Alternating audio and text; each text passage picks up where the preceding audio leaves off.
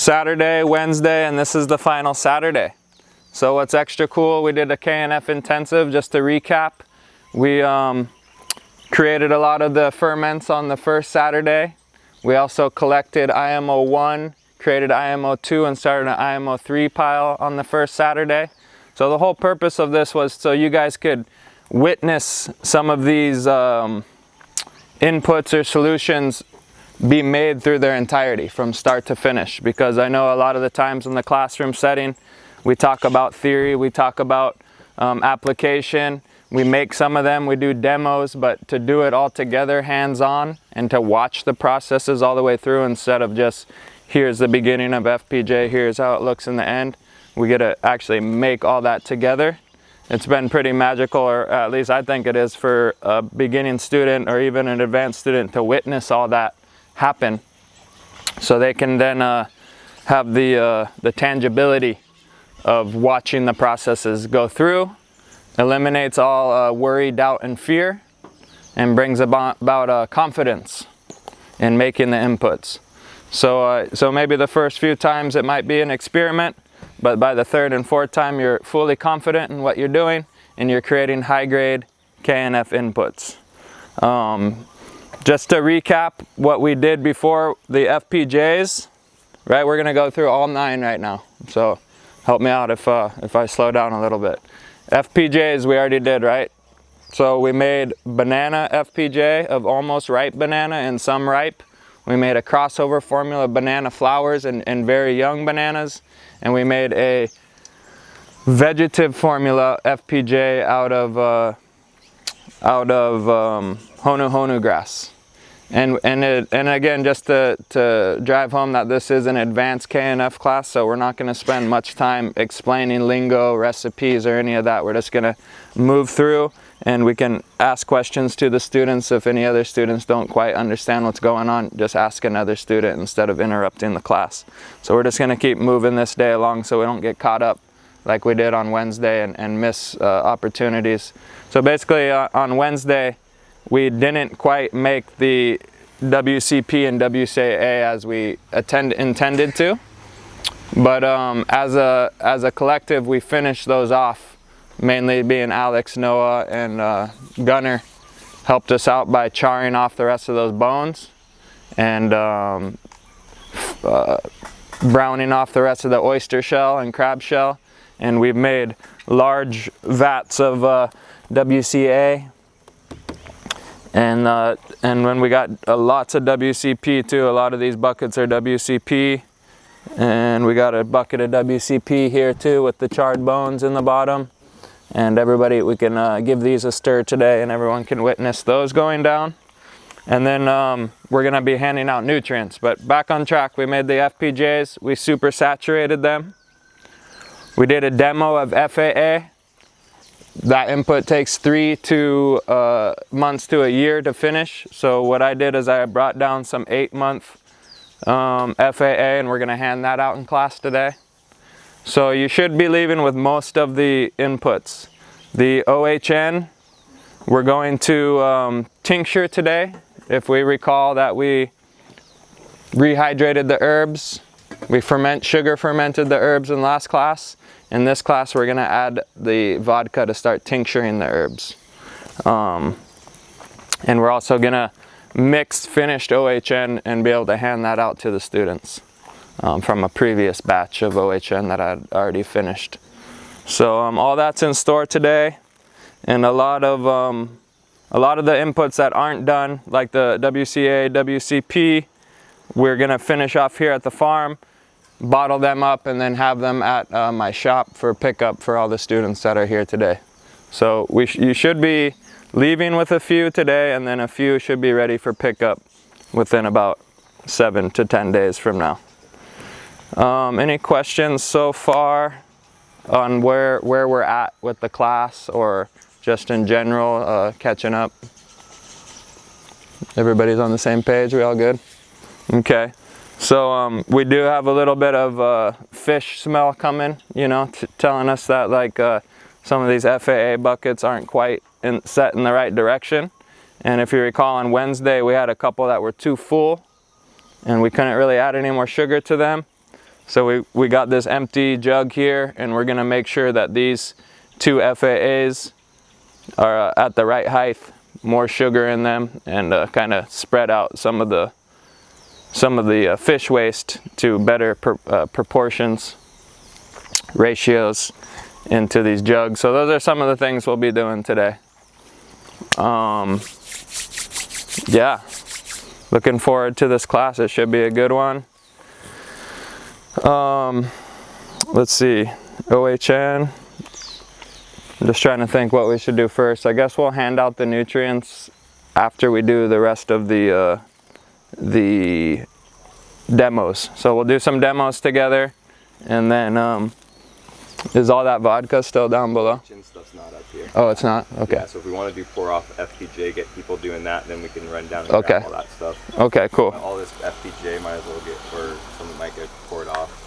Yeah, okay. Okay, we'll do that for now then.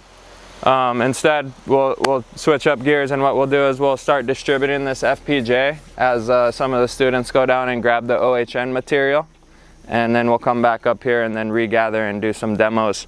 But for now, we'll do some celebration of what we finished, and you guys can come up and check out some of these FPJs that are done, and make sure we keep them labeled. And we're gonna divide these up so the class can take some home.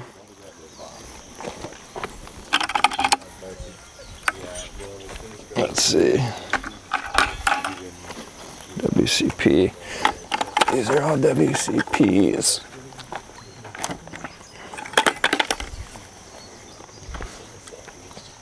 Can you check those for me, Dane? Tell me what those are.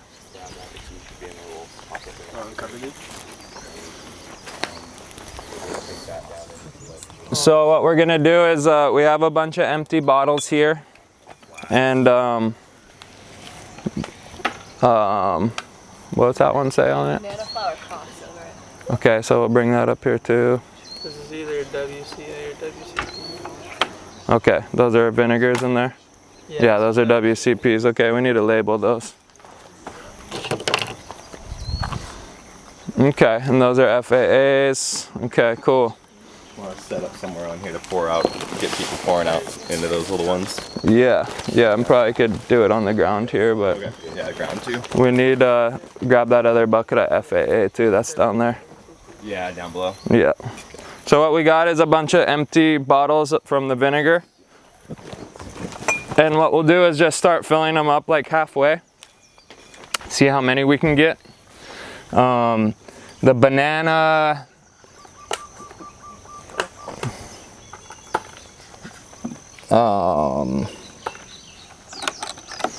The banana flour, the banana itself we have the most of, and then the banana flour and hono there's less of. So what we'll do is just make half bottles for now, see how many we get, and then if there's extra we can take home more. But what we'll do is just kind of get some volunteers to come up, and we're gonna just use these funnels and start filling these bottles. Super basic.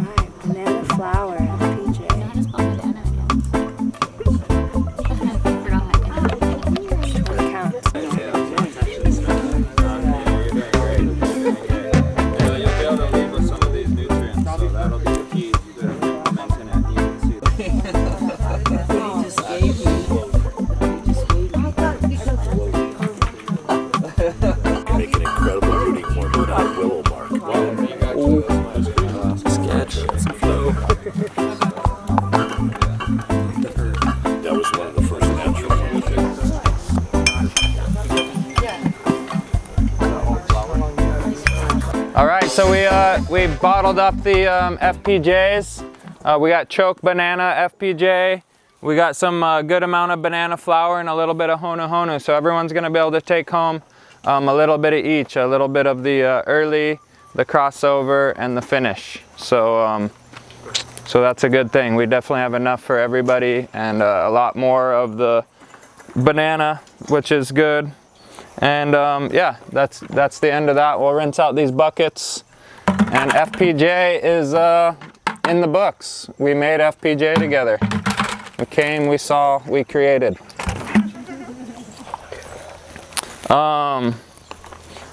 Next up, just in the spirit of the same ferment, because this is how we made them in order with the sugar ferments, we made FAA next. So FAA does take 3 months minimum is the recommendation from Master Cho before you start harvesting your liquid. If you have patience and time, 6 months, even better. 1 year, the best. So if you can wait a year for your FAA, now you're using it at its most potent level. There's 2 nutrients in KNF that get better over time. FAA and OHN. Exactly. And the reasoning behind that is that it's micronizing further. It's further breaking down, and the particulate particle size is getting smaller and smaller and smaller, thus making it more potent, more readily available, more bioavailable, more available to the microbes to eat it, to use it, to utilize it, to metabolize it. Okay? So the next one we're going to do is the FAA. And like I said, it takes about a year. If anybody's curious, they can check this, come lift the lid on our blue bucket to see a properly set up FAA. Everything seems to be going well in that one. Some of the other ones we overfilled a bit, and we're gonna thin out and make a 4th bucket in this Ace Hardware Igloo water jug. So make sure we get all our ratios and our sugars to fish proper. But in the meantime, I brought these. These ones were all made on February 23rd of this year. So they are approximately 8 months old or so. So those are good enough to strain and hand out. So what we're gonna do today is do that. Good for those gloves. I'm just gonna put some gloves on just because I don't really like smelling like fish too much myself.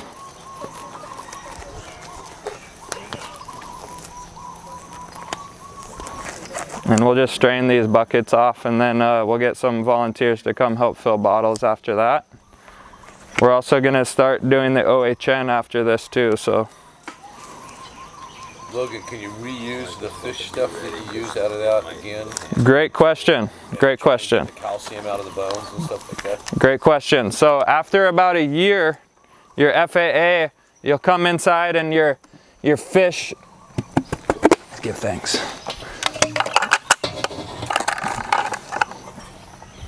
I kind of want to show you guys this too, just to show you how okay, so what you can see, that white in there, that white fluff, I'm showing you that this bucket is fungally dominant, you know? So this exposed fish that was above the water line is now exhibiting a nice fluff, almost similar to an IMO collection. And sometimes I'll get like a good like 1/2 inch to 1 inch of this hyphae growing on top of my buckets. So that's a good sign. But back to John's question. John asked, after I strain it, can we reuse the bones? So what you'll notice too after time goes by is that the bones and everything start to become brittle. This one's still pretty young, but you'll be able to push on this head and it will just go and collapse, you know?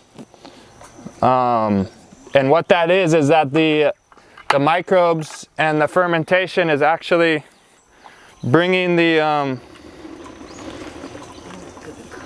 eating at the bones and making them brittle. So the calcium is actually going into solution, and that's a good thing. So over time, the longer your thing is, the more it's filled with calcium, etc.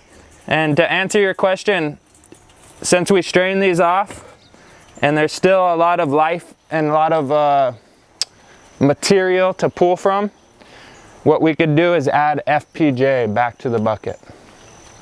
So we can coat it in FPJ, not like sink it in FPJ, but we can coat it again in FPJ. And there's so many nutrients still in there. And keep pulling from this.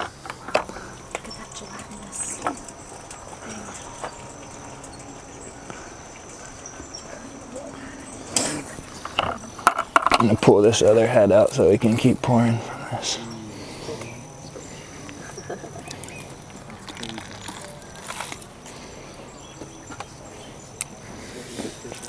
So as you can see, like how much sugar it actually took to arrest that original fermentation. Like this bucket's like half of it's sugar, you know? Which tells to me that the person who made this bucket, this was gifted to me from a former student, and it tells me that the fish was probably a little already sitting out for a while, that he needed that much sugar to arrest the fermentation and keep the rot and keep it on the right level. So we didn't really get too much out of that. What's cool about this sugar right here is you can use this as a compost tea inoculant, like how you add molasses or something to a compost tea. So instead you're going to use a little block of the sugar, throw it into your compost tea. Well, you can also use this, remember I talked about the FAA lab water?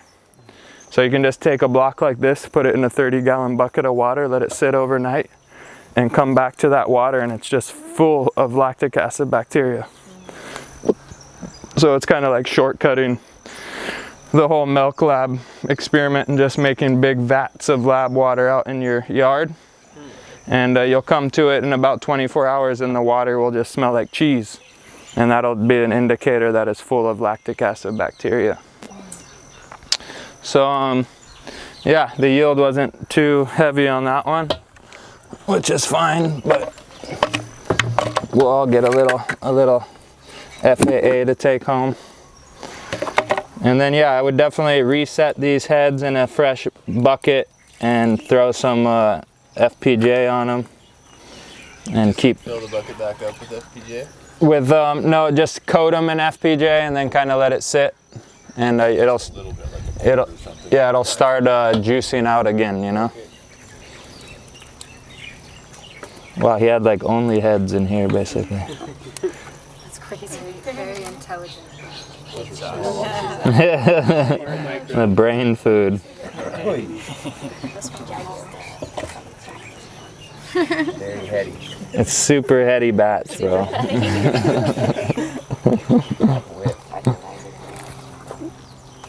So just to talk about FAA while we're doing this. If you listen to the Science of Cannabis Cultivation podcast or something like that, there's a whole episode about fish, what do they call the ones they sell? Fish hydrosolate and fish emulsion. Okay, so fish emulsion and fish hydrosolate are actually byproducts of the fishing industry that then the company goes to flip another dollar, you know. So they make you know, so it's not negative to recycle material that was a waste product of one industry, but to then make it like a lower grade product just to make money, you got to start questioning morals, you know.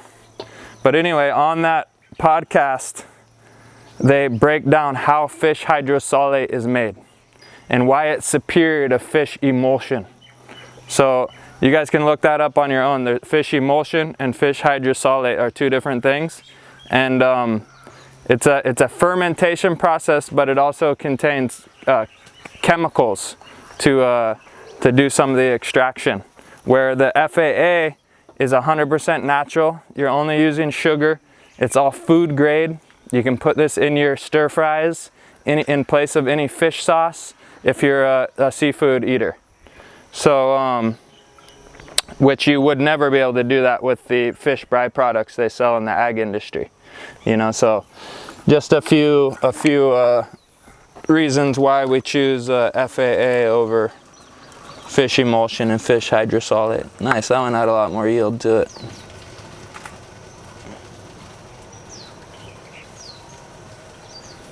And again, that sugar on the bottom is another product you can use on your farm, mainly being compost tea inoculant, LAB water inoculant. Because really, in essence, the microbe that's powerhousing the FAA is the lactic acid bacteria. Same with the FPJs, you know. Same with most ferments. Not the only microbe, but the powerhouse microbe involved.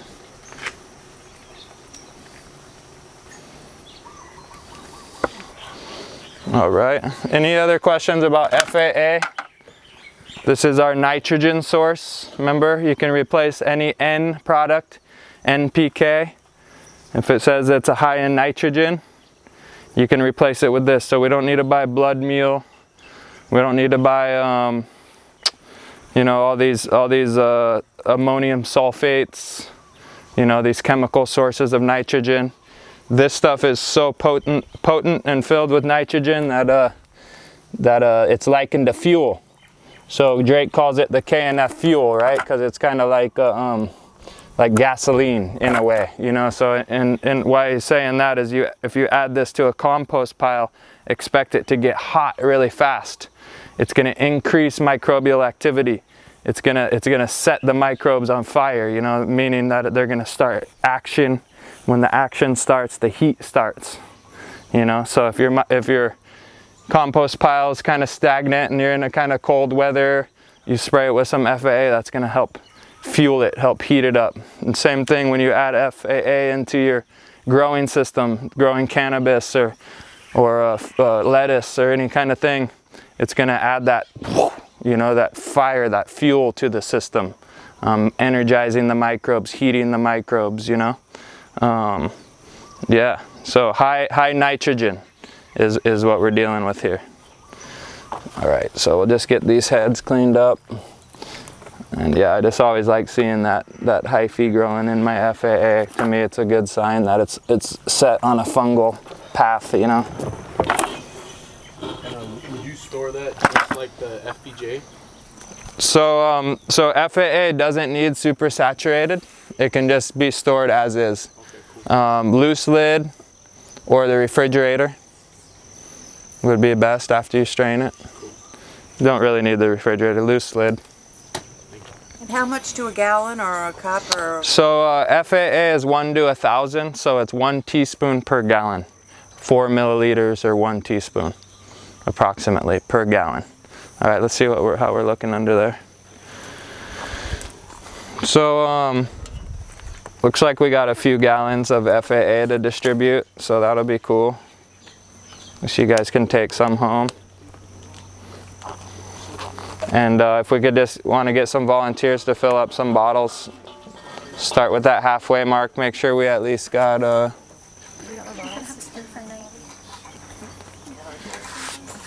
hopefully we can get everybody with a half bottle.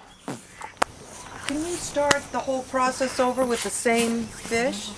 Yeah, so that's like what John asked. He's like, oh, can we reuse this? And so the answer would be yes, you can just put these back into a new bucket, and instead of putting sugar on them, we're just gonna coat them with FPJ, which is the one we already strained off.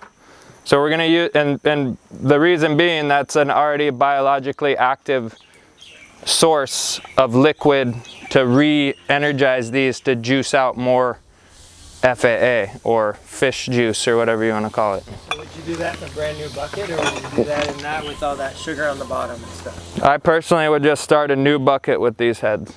Leave the sugar out and go use that in your compost. Yeah, and you could also, you know, take some of that sugar and kind of coat these and then put them in that new bucket, you know, and then add a little FAA to get that liquid kind of firing off, and then you come back in a week and you'll have a bunch of liquid, you know, to strain off. Leave it though for a couple months, 3-4 months, and you'll have another pool, and pull another one off this. So at home I got, from the first KNF class I took almost 5 years ago now, I have a bucket of fish still from 5 years ago that I coat with FAA whenever I end up using all of it, I'll coat it. I mean, with FPJ, I'll coat it and I'll leave it, and then I'll be able to pool off of that one again down the line in a month or so, you know? That's some of the one you gave me years ago. Yeah, maybe, yeah, probably, but yeah, 5 years old, the thing's still going, you know, still juicing. When you say coat it, does you Those other is it like a water to F? funnels might work better. I'm just saying to coat it, like as in just cover it with the, not fill the bucket up, but just coat everything that's in there, and then put the breathable lid. Not diluted. You don't dilute it. Right. With the full concentrate, yes, correct. See, that's the hole that's starting to pull the calcium out of the fish bone, you guys. And Yeah. The ones are much better because they're much smaller diameter, so that you pull way more calcium out. Yeah. Calcium's a really hard thing to get because anything past 1.5% in solution, it settles out as a precipitate. And like pot plants, like 5% calcium. So calcium is very hard to get as a source, and that's really an available source because the bones are so tiny and brittle now from sunken bones. Isn't that true, bro? Is that? Yeah, that's exactly right. The older it is, the more calcium we're gonna get to leach off the bone and into solution. For available calcium. And it's water soluble calcium ready to go. Yep. Long periods of time. Right. So what he's saying is most calcium comes from rocks, from minerals. So mineral sources take years, hundreds, you know, to break down. The microbes are eating them, and they're pooping out soluble nutrients. So what we're doing here is we're already giving the microbes a soluble nutrient. So it's just like it's just instant that it's available to the plant. Even bypassable from the microbe, kind of like the ionic mineral salts that other world uses. Nice, so we're straining the FAA. I'll just talk a little bit while these guys are doing this and recap you guys on some other stuff in the farming world. Right now is the HFUU convention. It's going on virtual this year. Pretty lame, but usually every year I go over to Maui to participate in this convention, which is the Hawaii Farmers Union United. And it's happening right now. You can still buy tickets, and they have keynote speakers throughout the day and then breakout sessions in the afternoon. At 4:30, I'm actually going to be part of the breakout sessions for a KNF special for the event. And a few other KNF heads. Drake's going to be on, and we're going to be doing a KNF presentation to the world, basically, through the HFUU. So that'll be pretty cool. But if you buy a ticket, you have access to all the keynote speakers, and I believe the chat rooms and stuff too, for a whole year. On top of that, I'm planning on doing a end of the year. We're gonna have an end of the year party for the school, and we're gonna do. I'll be showing some of the keynote addresses from the HFUU, and Mackenzie's gonna be doing like a yoga class for us and stuff. So stay tuned for that as well. It's gonna be super fun. But yeah, so hfuu.com, I believe, and that's happening right now. Supposed to be in Maui, but it's virtual this year. They even got like Willie Nelson and his sons are playing the after party and stuff. Is that the one where the fantastic fungi man is going to give a speech? 100%, yeah. Yeah, Paul Stamens was on yesterday. Paul Stamens was on yesterday, as well as Joel Salatin, who's a Polyface Farms. He did a presentation, and then they also had Elaine Ingham, who's a Soil Food Web, right? We always talk about her in class. Soil Food Web and compost, the grandmother of compost, one of the main proponents of compost tea. She did a talk, and then also the opening address was from the creator of Kiss the Ground, who we've also promoted in class. Woody Harrelson. Woody did the narration, but it was all put together. It was actually I didn't know this, the executive producer is John Lennon's son. Whoa. who made that film. But it's all Ray Archuleta is the main educator in that movie, and highly recommend it. It's on Netflix. Ray Archuleta did an opening speech, and now I just call him Ray Masanobu Fukuoka Archuleta. So I guess you could always repackage someone else's teachings and bring them to your audience and get famous for it, you know. I don't know. Might be people's bag, you know. But it's effective though too, because he can talk to these Midwest farmers that might not hear Masanobu's voice, you know. So there's, you know, I'm not saying it's bad or anything, but all he's saying is one straw revolution. He's just talking those talking points, but presenting it to Midwest farmers and stuff. So it's a good thing. What else is happening around the world? Oh yeah, the Zach Bush guy's on there. He's on today. He's doing a keynote today, and he's the one talking about microbiome and COVID and how it's the terrain, not the germ, and how we can, you know, build ourselves up immune-wise to defend against any kind of pathogen, you know. So Dr. Zach Bush, another guy, you know, he's a doctor, he's white, he's clean cut, so people might listen to him, you know. But that's what it takes sometimes to get the message across to those audiences, you know. And but again, it might just be some other master's teachings, but since you got the moniker doctor and you got the look, you know, you get a bigger audience, you know. Which is a positive thing too, as long as that person's teaching righteousness and teaching truth, you know. Given respect to that teaching, did it come up at all? Did he reference? I haven't listened to Zach's presentation. Hopefully catch it later today. But Ray Archuleta actually did, by the end of his speech, quote Masanobu Fukuoka. So he did bring it home to give some credit where it's due, you know. And again, too, I don't think he's being malicious or anything in that, but it's just kind of like, you know, you could start the whole conversation with, hey, this elder has been trying to tell us this the whole time. Or you can just kind of take some credit for it yourself, depending on what your goal is, I guess. I think so many people in the Western culture on the mainland right now don't respect the knowledge of elders to be able to actually do that. If we're presented, they Right. would probably shut off faster. True, that's true. Which is the hard line. Right, so it might even be a tactic of his to come at it like, oh, yeah. Weird. Right, right. And come from that scholarly, because he's got all the, you know, the university backing and all that kind of stuff too, you know, which, you know, it's unfortunate that's what it takes this day and age to get any recognition on certain levels, but as long as those guys are teaching good stuff, then hey, that's awesome, you know, and not just going with the brainwashed narrative that they are maybe forced to do sometimes or told to do sometimes, but, you know, breaking out of the box and making an independent film with all your titles that you'd gained from the world, you know, from Rome or whatever, you know. But cool. Okay, FAA is getting bottled. Those were some good FAA batches, I felt. They had the right smell to them, like that sweet kind of fishy ocean smell. Should have a sweetness to it. Shouldn't be overly fishy or overly oceany. But definitely it's all really pronounced and it's all there.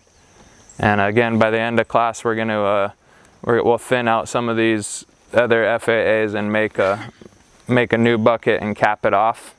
And then we'll also make a new bucket and soak them in, or coat them in FPJ for these ones. So that's the FAA, and it looks like we should have enough for everyone to take home a nice half quart. And remember, it's just a teaspoon per gallon, so if you have a small garden, this will last you all year pretty much, you know? If you got a large garden, you're gonna use it once, but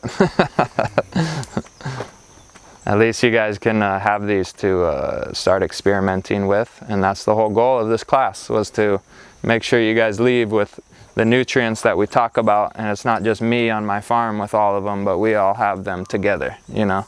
And we can start posting about them and telling other farmers about them, showing our neighbors the miracles that happened from implementing them.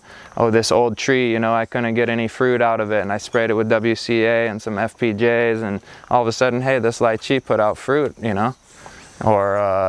Or you know, my you know, the taro was too dry down here, so I mulched it and put some FPJ and sprinkled some IMOs in the area, and all of a sudden my taros are putting out baby corms like never before, and moisture's starting to lock itself in, and it's pretty amazing. Like today I'll anecdotally tell you about going into the ganja patch, and usually every third day or so you gotta water the thing, but the cover crop is so nice and thick, like I haven't watered for like 6 days. And I wanted to water today, but I put my fingers in there and it was all moist already. And you gotta think, like, no moisture hit this bed in 6 days. Where'd the moisture come from? That's where my mind goes. Okay, this thing's covered from the rain. Where did the moisture come from? How do these things maintain this for this long?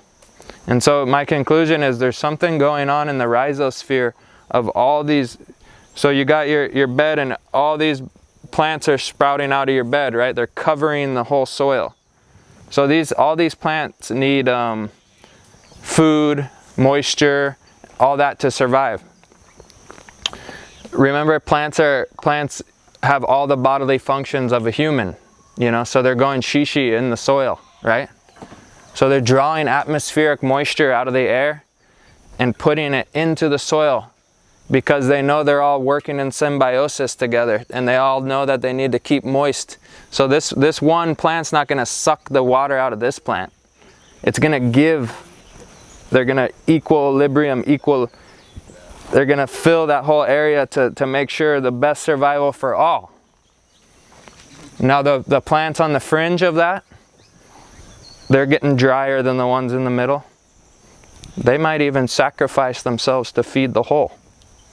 So in a forest system, it's now scientifically proven that a tree that might know that it's on its way out will signal to the rest of the trees, hey, I'm good to go, I'm gonna die. But in that process, I'm gonna give you all my life.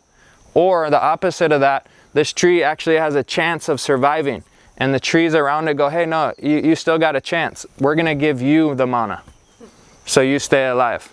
So that's how intelligent these forests are. They're talking to each other, they're getting rid of cancers, they're adding into where someone might need help. You know, they're doing this all on their own through communication. What's communicating? What's moving the chain of communication around? Right. The microbes are. The microbes are biologically intelligent, they're super intelligent, they're likened unto God, right? Right. So that's what we're dealing with. And that's what we're trying to team up with microbes, team up with nature, instead of pharmaceutical companies and scientific minds. We're going to team up with the ultimate scientific mind, the creator, right? The animals, the microbes, the worms, you know, the fungi. That's who we get to team up with. So we don't lack any intelligence. We don't have any guesswork. We just get to have the highest grade form of intelligence right at our fingertips, you know. One thing I picked up at the conference, had this local brother from, I believe, Maui. He's a KNF pig farmer, and he says one thing that I always keep in mind, and I teach all my students and I teach my children, is fear should only come from the Creator. He says if fear comes from man, fly him. Dash it away. Get rid of it. So if man instills fear on you, just take it and throw it away. Fear should only come from the Creator. Right? So that was a huge lesson for me, just one that I picked up from him. And I'm pretty sure he was alluding to, you know, the current climate situation that we're in. But then also just in general on your farm, you know, you're getting all this anxiety because of this and that. Well, we can get rid of that. Is that coming from man, from my own mind, or is that something I actually need to pay attention to? It's coming from the Creator, something I need to actually, it's a manifestation of my own mind or someone else broadcasting that onto me. So I think KNF, you know, my point being KNF kind of dispels a lot of that fear that comes with agriculture companies giving you fear that you won't succeed without their product. And that goes, it's rampant in the cannabis industry. It's rampant in the food industry, especially the mainstream food industry. Fear that you won't succeed without purchasing the product, right? So case in point, Ocean Grace Farms, right? You can watch their documentary that they just released. And they talks about when we planted our cacao orchard, we had a university scientist come up and teach us how to plant cacao in Hawaii. He showed us the way. And then he also told me, this is the gentleman farmer that owns the farm. He also told me that I can't do it organically or naturally, it will fail. He guaranteed me it, right? So when we decided that we no longer wanted to spray chemical, I'm paraphrasing this man. He says, when we decided to no longer want to spray chemicals, we took the risk of going organic. And then on top of that, we took the risk of going beyond organic, going natural farming, linking up with Logan and implementing a natural farming solution to their farm. The video then goes on to show before and afters from 2017 when I arrived on the farm to 2020 to what they're dealing with now, harvesting thousands of pounds of cacao. When they were told from a university professional that they could not grow cacao organically, let alone beyond organically. So they were going to lose the farm. Yeah, they'd die. They would die. That's what he told them. That's what he told them. What university? UH. So back to the reason I told that story was to confirm what I said before. Where did the fear come from that was broadcast on that farm?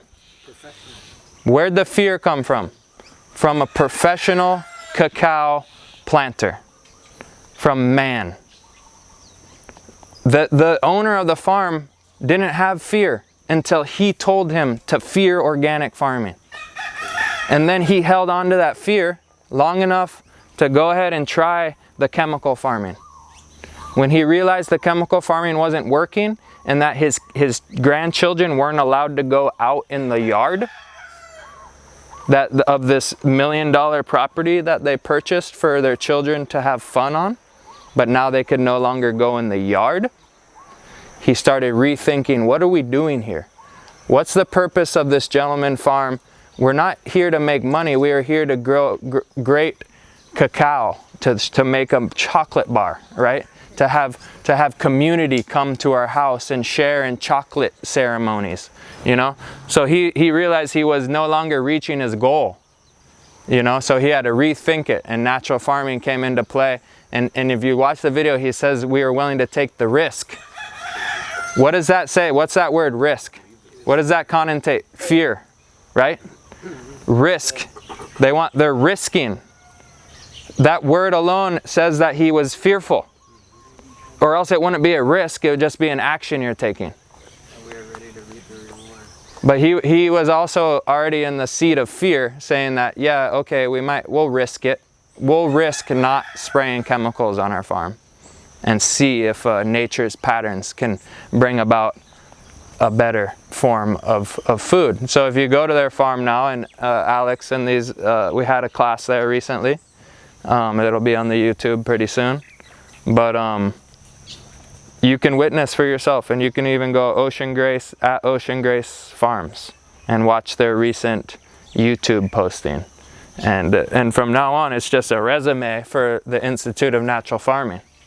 Because any client that might come and say, hey, we want to turn our farm into natural farming. We want our children to run around in the compost tea and get sprayed and live this beautiful life on the farm. Hey, we want abundant cover crop trees that produce food, and we want our target crop to be the best on the island too. I go, oh, cool, that's what you want? Just watch this video and then give me a call. Here's my rates, you know? And I guarantee we're gonna get jobs, because that's the future. That's the future. It's no longer a chemical agriculture that destroys the coral reefs. The keiki can't play. It's the daycare is downwind of it, and we have chronic illness in that daycare. You know, no longer are these things going to be acceptable by our culture, by our families, you know. But instead, we're going to ask for righteousness. We're going to ask for cleanliness, you know, and no longer settle for half-ass, you know, handouts, you know. So they can't take your power if you're self-powered. You know, so we grow our own food. That's all their control mechanisms, right? They're trying to make you dependent on them, so then they can take it away or give you more, control your happiness, stoke you out, you know. So instead of participating, because it's all an offer, everything's an offer, we're gonna say, oh, we don't accept your offer. We're gonna create our own, you know, on every level. Government, handout, farm ideologies, religious ideologies. We're cool on your handout. We're gonna create our own reality, you know, and that's what we're doing here. Korean natural farming is empowering us to take back our sovereignty in farming, thus in life, you know, one step at a time. Okay, so we got a good amount of FAA. Let's go ahead and kind of consolidate those somewhere and set them on the side, and we'll move on to this OHN. You know, again, an advanced class, so we're just jumping from nutrient to nutrient. When we made them originally, we explained the recipes really thoroughly, so we're not going to harp on that for too much here. We're just going to keep going along with the process because that's what we're here for. The KNF medicine, or the OHN, the oriental herbal nutrient, right? What'd we do the first day? Recap. Rehydrated in beer. What'd we do the second day after 2 or 3 days passed and the rehydration took place? We fermented them with the sugar ferment, similar to an FPJ. So what's the third step after it ferments for 3 to 4 days? Tincture with alcohol. So that's what we're gonna do today. And these are all at approximately a half to 2/3 full.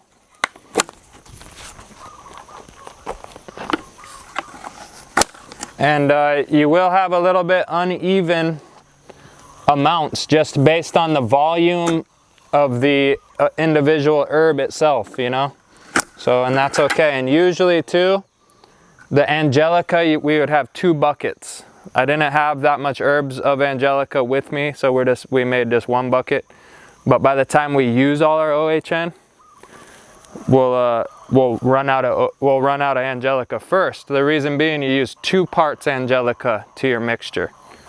So before we rehydrate these, I'm going to show you guys how to mix, not rehydrate. Before we tincture those, I have some finished OHN here. This is Angelica. We have the licorice. Look, and that's what I mean by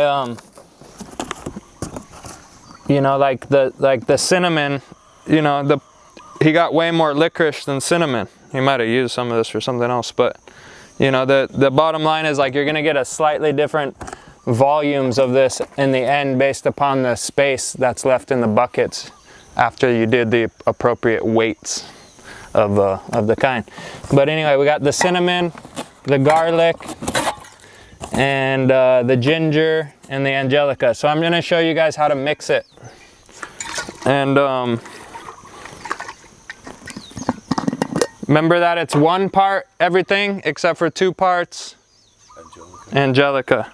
So I'm gonna use these milliliters as my measuring, or if you had a measuring cup, you would use the cup.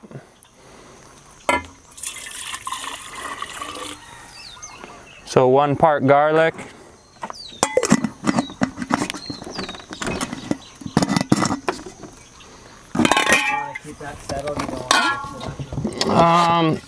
I don't really want too much particulate in there. I mean, if there's a, you know, you don't really got to mix it up now.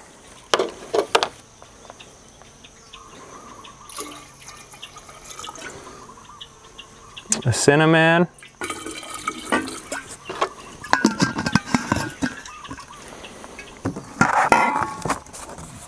the licorice.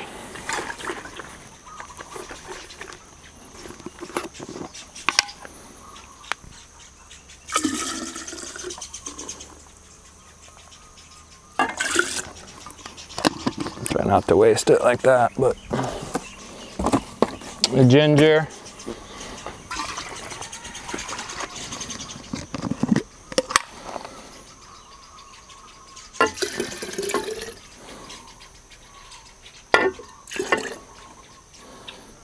All right, and then remember 2 parts angelica, so we'll do 1, 2. Fill it up to the second mark.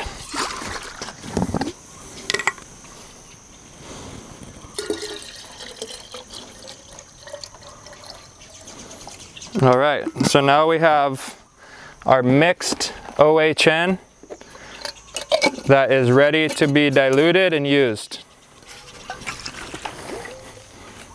So it's got 1 part of each, 2 parts of angelica, and now this is ready to use.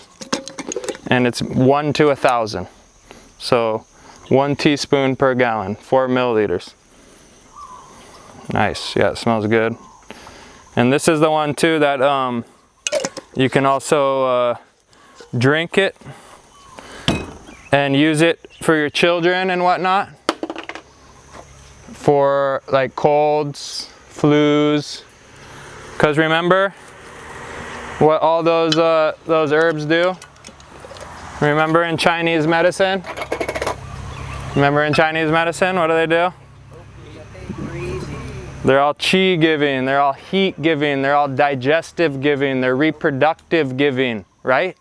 So what are we encoding and teaching the microbes by using this? To reproduce, to come alive, to be invigorated, to be healthy, to be cleansed, you know? So if you guys want to pass this around and do a shot for all the homies.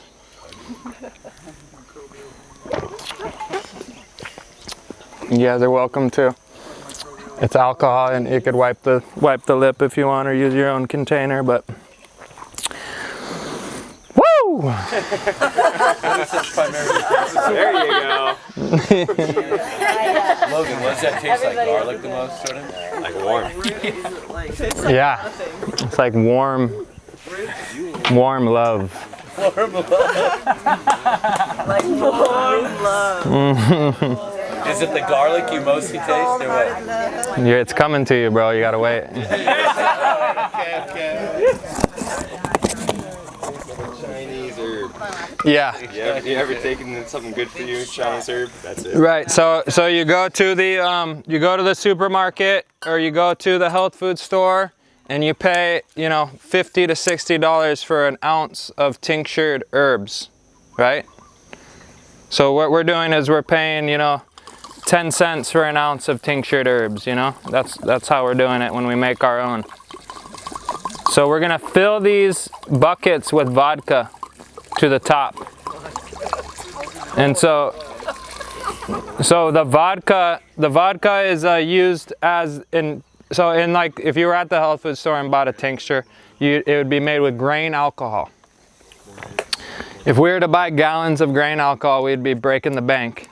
So instead we go to Costco and get potato alcohol. No, not Grey Goose. Grey Goose, you broke the bank too. No, that's it. They That's what they repackage it. use. Oh, is that what this is? Huh? Say. Are you serious? I think so for the most It's the part. same in the same distillery, factory. supposedly. Oh my God, so it just doesn't have the label on it? It's got a better price. Yes, guys, bro. So that just goes to show you all the illusions of some rich guy like, oh, give me my Grey Goose. Okay, bro, here's your Kirkland, you know? Yeah, tell him it's Grey Goose. Now you make your tincture. So yeah, we use Grey Goose, you know, for making these tinctures. Because we're the wealthy ones, that's why. And it's gotta be 80 proof, right, Logan? 80 proof. Oh yeah, so that's the thing. Like it can basically be any alcohol that's 80 proof. Right. Or higher. Or higher. Right. Right. So in Korea they have macchioli for the beer part. It's a rice beer, and then they have soji, which is the distilled rice alcohol. Higher in alcohol. Yeah, exactly. So if anybody wants to come up and pour bottles in here, you're welcome to.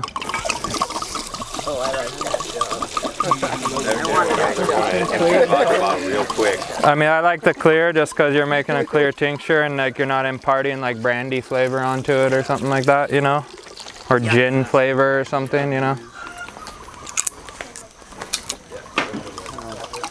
How do you get the top off? I just Drink alcohol. I just break the seal. Yeah, me neither. I would get these stupid cats. So okay. What's that? Like after you like stir them and dump them for like weeks. Exactly, yeah, that's what I was just gonna say. So basically what you're gonna do is you're gonna mix these every day, once a day. In the case of these jugs like this, I'm gonna come out here with a wooden stirring stick and I'm gonna stir these every day. And it's supposed to be wooden, right? Just gonna cover. Wood is better than metal, yeah. Yeah, we're gonna try to get them to the top basically with vodka. We're gonna stir them. We can go left and right and kind of, you know, get some air in there, but it's not really that important. Most important is just to stir it to get it agitated. If you're making it in a jar like this, if you're making it in a jar, you can give it one of these, you know, the Lazy Man Tech.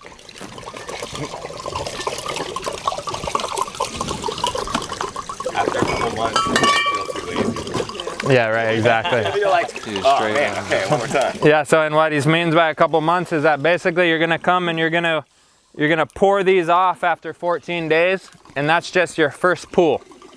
You're gonna do 5 pools. So each pool is 14 days. So he's saying, yeah, when you're a few months into it, you're kind of like, whoa, that's not Lazy Man Tech, that's just tech. So even though he says like turn it clockwise and like Yeah. it doesn't matter. I mean, If you does it matter to you? That's the question, you know what I mean? As far as the potency of the product, it's going to be similar in the end, but so Master Cho's really is about intention, you know? So when you're making these products, you're thinking good thoughts. You're thinking fertility. You're thinking life. You're thinking abundance. You're thinking, I want my crops to thrive off of this medicine I'm making. So whenever you're making an FPJ, it's all about, you know, what was that? There's some corny movie or something like Happy Thoughts, you know? It's like Happy Thoughts, you know? And try to keep that in mind when you're making these, because just like any medicine maker, tincture, like herbalists, they'll tell you that your feelings, that your thoughts get imbued into the product. So not only are you dealing with the physical attributes of extracting these, but you're dealing with the energy of the person who made it. So do you want fish emulsion made in a factory by a bunch of angry, you know, immigrant workers or something that are getting low wages and bad health care and stuff? Like, is that the product that we want to use on our garden?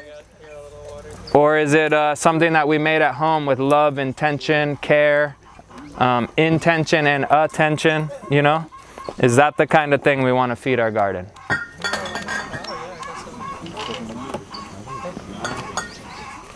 How you thinking, Logan? Yeah, let's just maybe do one more in each. And then we'll give these a little stir, and then what we're gonna do is put sealed lids on them. So this is important too. We're not gonna use a breathable lid here. Why would you not use a breathable lid on this stage? What would happen? It'd evaporate off, right? And what's left behind if the alcohol evaporates? Water.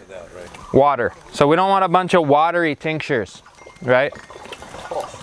We want the highly, you know, firing alcoholic tinctures, you know? We don't want water tinctures. Could you ever use that Everclear stuff that's 190 proof?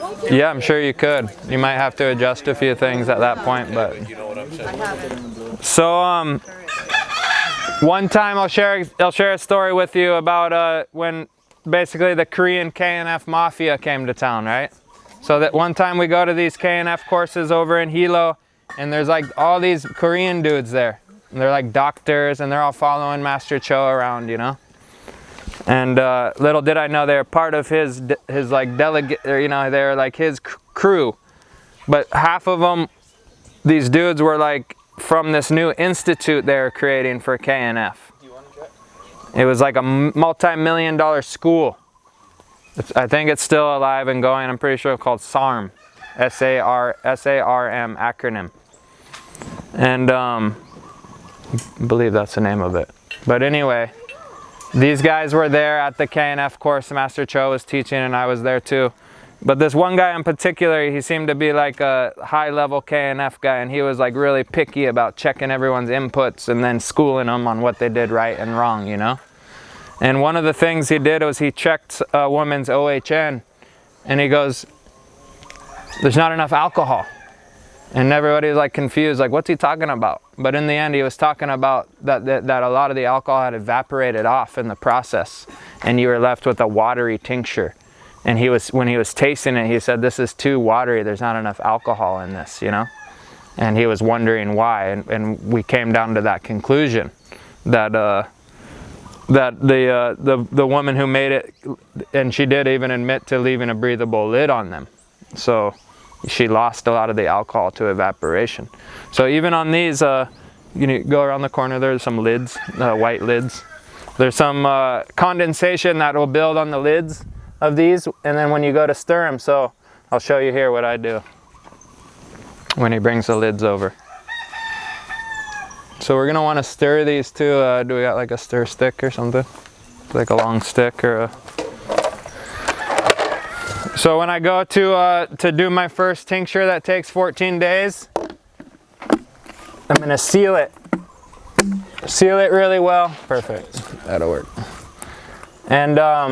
And then when I come out here tomorrow to mix it again, I'm gonna go like this before I take this lid off to make sure all the alcohol that's condensated on the top of this drips back into the thing, and we don't just open this and let it all drip off into nature, you know?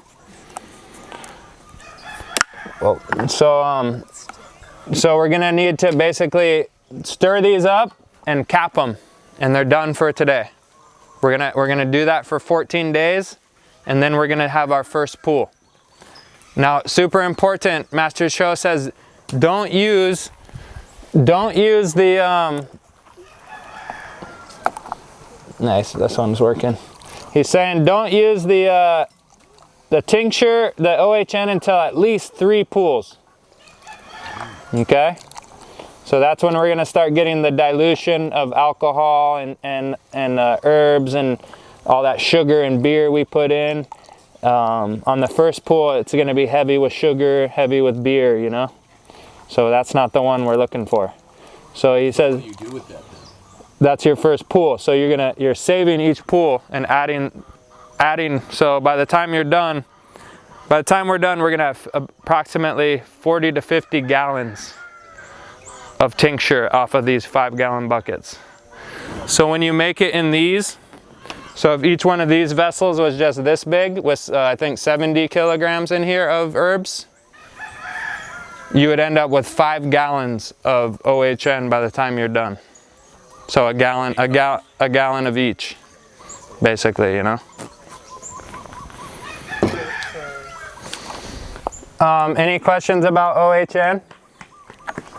Yeah, what do you do with the first 2 pools? So you're adding all the pools together. So you're just saving them on the side, and then the next pool you add to the first pool. Third pool adds to the first 2. So by the time you're on your 5th pool, you got a whole bunch of each. Basically, the first 2 pools are too potent. Yeah, they're too potent and too much beer and sugar ratios, you know? And yeah, so you're just gonna do that. And remember, we're gonna do this every day. And yeah, like Sam was saying, or Sean was saying, in the book it talks about turning these clockwise, you know? It doesn't say a prayer, but it says like have happy thoughts, you know, and turn these clockwise every day. So you could do that too. Follow the recipe in the book is always my first suggestion. What book, Logan? That's just out of the Natural Farming by Master Cho, Han Yu Cho. And that's pretty standard in alchemy, like to the right for opening energy, to the left for closing energy. So there we have a alchemist point of view that confirms what we were saying, right? That right is opening. Okay? So adding to the truth of the method, just reference other cultures. Reference other ways people have taught you to make tinctures. All we're doing here is we're not trying to teach something you need to believe in. We're just trying to teach truth. Simple, regular old truth. No agenda behind it, but health, wealth, and prosperity of all. Master Cho doesn't make any extra money the more students that know his method. It's just truth for everyone to participate in.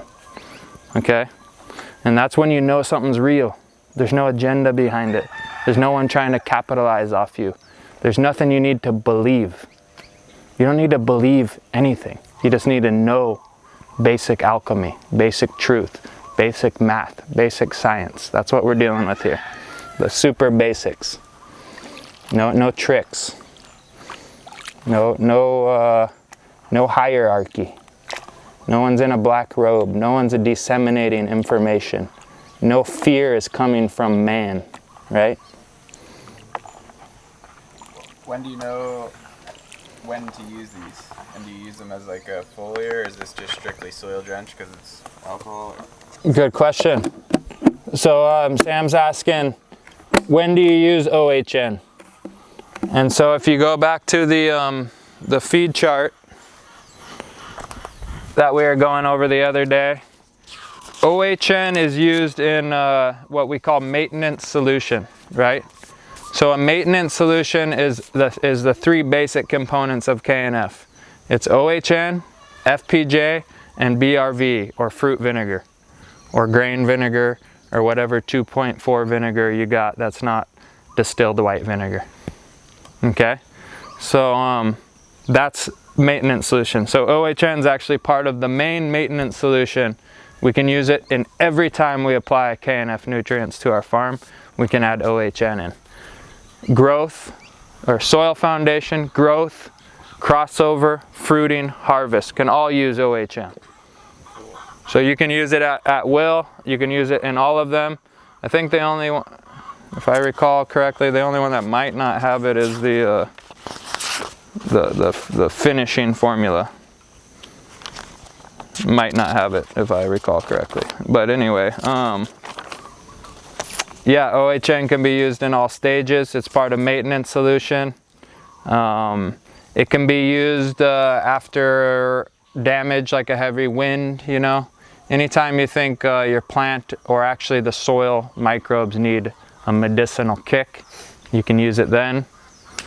That's what I like about, I personally go off of Master Cho's abbreviations, OHN, FPJ, FAA. But what I do like about what Drake did was he named it so you can kind of reference the purpose of it. So he calls it KNF medicine. So like when my system needs medicine, just like when my human biome needs medicine, that's when I would use medicine, you know. But it is involved in all stages and in maintenance formula. Does that answer the question pretty good? Okay, cool. And can you foliar it too? So you're using all and any as foliar or root drench or both. If and why I say that is if you only have a little bit foliar, it's going to go a long way. If you're making massive amounts of KNF nutrients and you love doing it and it's fun and you got people to help you, soil drench your whole farm with them, you know, use them up, you know. This is a little off topic, but do you guys have like backpack sprayers, or do you use like a system? That's perfectly on topic, and what he's asking is, how do I foliar this into my system? Okay, now I have a tent in a little tent in my basement that I grow my cannabis in. I just go use a little pump sprayer and go psh, you know. I got 20 plants in a greenhouse. Well, I got my little hand pump backpack sprayer. Psh. I got an 8-acre farm and I want to apply KNF nutrients to the whole farm. Well, I got a 50-gallon pump sprayer in the back of my Kubota or my pickup truck, and I drive to stations, park, turn on the pump, and I have a 50-foot hose, and I can reach every corner of my farm by driving this tank around and firing up the gas-powered pump and spraying down my farm on every corner, right? And so that's what Ocean Grace, every week, they tailor brew a KNF tea, load it in the back of the Gator, with the attachment of the sprayer that goes onto your battery clamps. And that sprayer can shoot like up to 20 yards of fine mist or of a drench spray. You can adjust the nozzle. So there's solutions to everything. Last year at the HFUU that was live in Maui, the Hawaii Farmers Union conference that I went to, we had a KNF booth and Drake was doing a KNF presentation. I kind of helped in the audience with answering a few questions. But the question came up, we're installing a new Ulu farm. We want to do it KNF, but it seems like it's too much work. It's too hard to apply. In my mind, I'm sitting here listening to this person. They already spray chemicals. How is it too hard to just not put the blue crystals and to put the liquid into the same exact thing? So what the person didn't realize was like your existing irrigation systems that take blue crystals can also take KNF nutrients well filtered. So your existing sprayers you already use to spray chemicals, that's easy for you to do somehow, but it's hard to spray KNF nutrients. Like, I just don't understand the disconnect. So I was like telling this person, why don't you just use the systems in place the way that you irrigate your orchard, but you just replace the product that you're irrigating with. So it's that easy. That's how simple it is. Any irrigation system that can take chemical nutes can take KNF nutes. Any hydroponic system that can take chemical nutes can take KNF nutes. Any aquaponic system, same thing. So these nutes are transferable right across the board. You can inject them into injecting systems like the big cannabis facilities in the mainland. They got their whole thing on dositron and injectors. Well, you just throw this in the injection bucket, you set the dositrons to the milliliters you need, done deal, you know. So it's all transferable straight across from conventional.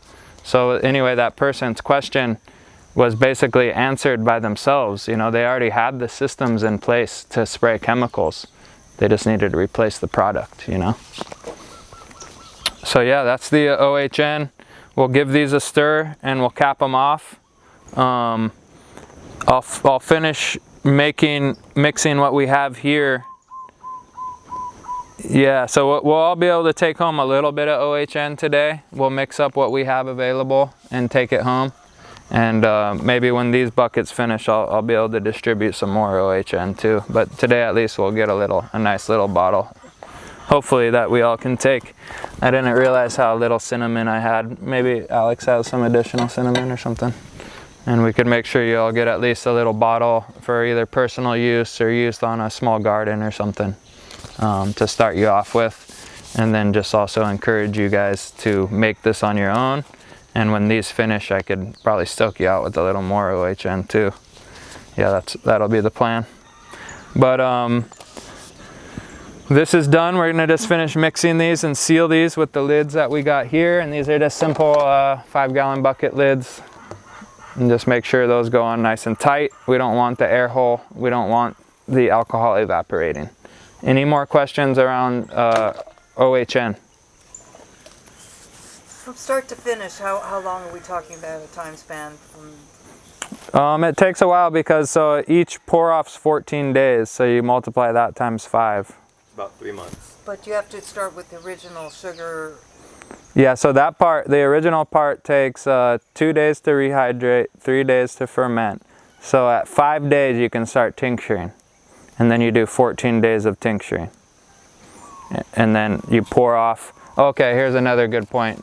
Thanks for asking that. When we pour this off, there's controversy between teachers of how much you pour off and how much you leave in from Master Cho's original translation. That's never been cleared up. So what I teach is right in the middle of the two teachers. I just say pour off half. So you're going to pour off half the liquid and fill it back up with vodka. So that's each. So after 14 days of stirring, I'm going to pour off half, fill back to the top with vodka, mix it up, seal it. Come out every day, stir it for 14 more days, pour off half, fill it back up with vodka, seal it. Do that 5 times. Wow. And I don't mean not to interject too much, but when I'm pouring it off, I'll usually actually pour off most all or all of it I can. And add it back. Figure out how much I have, pour back in, and kind of get that, like you're saying, that 50% or so, and then add back in, so that you're really kind of double checking how much you have and not pouring off more and then ending up with way too much vodka on it and kind of. So what Alex was referring to is just go ahead and pour off all your tincture, so you know that you're taking exactly half from the batch, and then pour the rest back into that garlic or cinnamon or whatever, and then add the vodka. You fill it back up 50%, and you're not just like, oh, I poured guessing off half, and then realizing like, oh, that didn't even get it back to a third or whatever. I had good call. Yeah. Good idea. So yeah, that's another important thing. You're doing on the pour offs. You're leaving in basically that mother, that original brew, that original extract to kind of be that potency to then imbue into that next one. Really, I like OHN a lot. It helps also with leaf diseases. Kind of like that medicinal thing of cleansing the leaf. The alcohol you can imagine as like a sterilizer of sort, and kind of resetting the leaves and kind of, so when used in a foliar, it's kind of like a sterility thing too. It really helps kind of keep things, and obviously not the word sterile, I'm just going for like a cleanly, it's clean, it's not sterile at all. It's covered in microbes, but the clean, good ones we want, and the alcohol will actually stimulate those guys. Okay, so we did, we got those separated. These, we can give these guys a stir over here. Did we get a mixing stick of any kind? The one last thing I'll say about OHN is I start a calendar when I start it. Like, go and lay it out on a calendar so you know when you're 2 weeks, because otherwise all these dates and things like that, you can label it a bunch of times. Just start a calendar and you'll know each day you need to come, okay, I'm on pour off for this one. You can do then multiple batches, otherwise your head starts to go like, wait, what one was that? Shoot. And then, yeah, that's really good advice. And really, overall in this class, you haven't seen me really doing too much writing down, but when you start off documenting, especially the IMO pile, how hot it got, at what time, all this stuff is important, until your mind is ready to just go with it as part of your life, like you don't document like how you make breakfast, you just make it, but maybe if the guy just showed you how to make this new meal, you might really want to understand it, so you're gonna write down and take the time to understand what's going on. And then if you're one of those kind of people that like to refer back to your notes to maybe clue into something you forgot about, you got them right there in front of you. So if anybody wants to volunteer just to come stir these up while I talk about this WCP and WCA over here. So these WCA, water soluble calcium, remember we started toasting in class. The next day we came up and we finished these off and made a whole bunch. And so remember, we want to come out here once a day and just kind of stir this guy up. So I'm just showing you guys that process. Doesn't matter if I mix them like this. No, so yeah, you're supposed to, exactly. Yeah, so he asked when I'm mixing, is it cool to just dip the mixing stick into each one? Well, Master Cho really says to keep them separate until we combine them for use. So like I already mixed this OHN. As long as I'm going to use this within about a month, it's fine that I mixed them all together and stored it like this. But if you're not going to use it that soon, just keep them stored separate. And he was asking, how about when I'm mixing with the spoon, should I wipe it off or rinse it off? When Master Cho teaches this, he says yes to do that. How critical that is, I'm not too sure. But part of the teachings is, yeah, just kind of give it a wipe down. Yeah, you could use one of those for now. Okay, so the WCA, remember this was oyster shell. Could be crushed coral, could be eggshell. And we wanted to stir this up once a day for the 7 to 10 days it takes to extract into liquid. So again, this will be another nutrient that I'll bottle up. We'll bottle it up as a farm up here, and I'll have them available for the students that attended and paid for the classes at the Conscious Rhythm shop when these are done in a few days. So we'll work on that and stay in touch. If you don't hear from me and you're ready for your WCA, make sure you hit me up and say, yo, where's my WCA?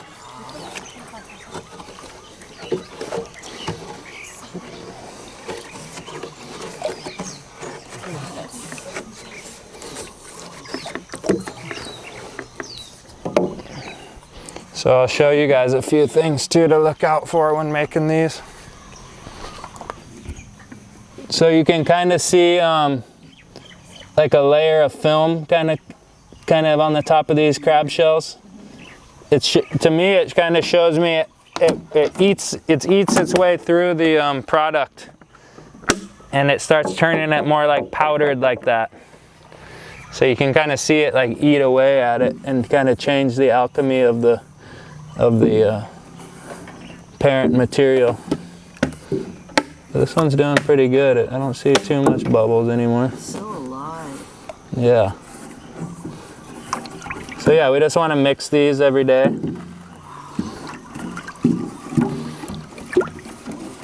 And this was that chitin extract, remember? Has the calcium in it, has some phosphorus, but it's mainly targeting the chitin.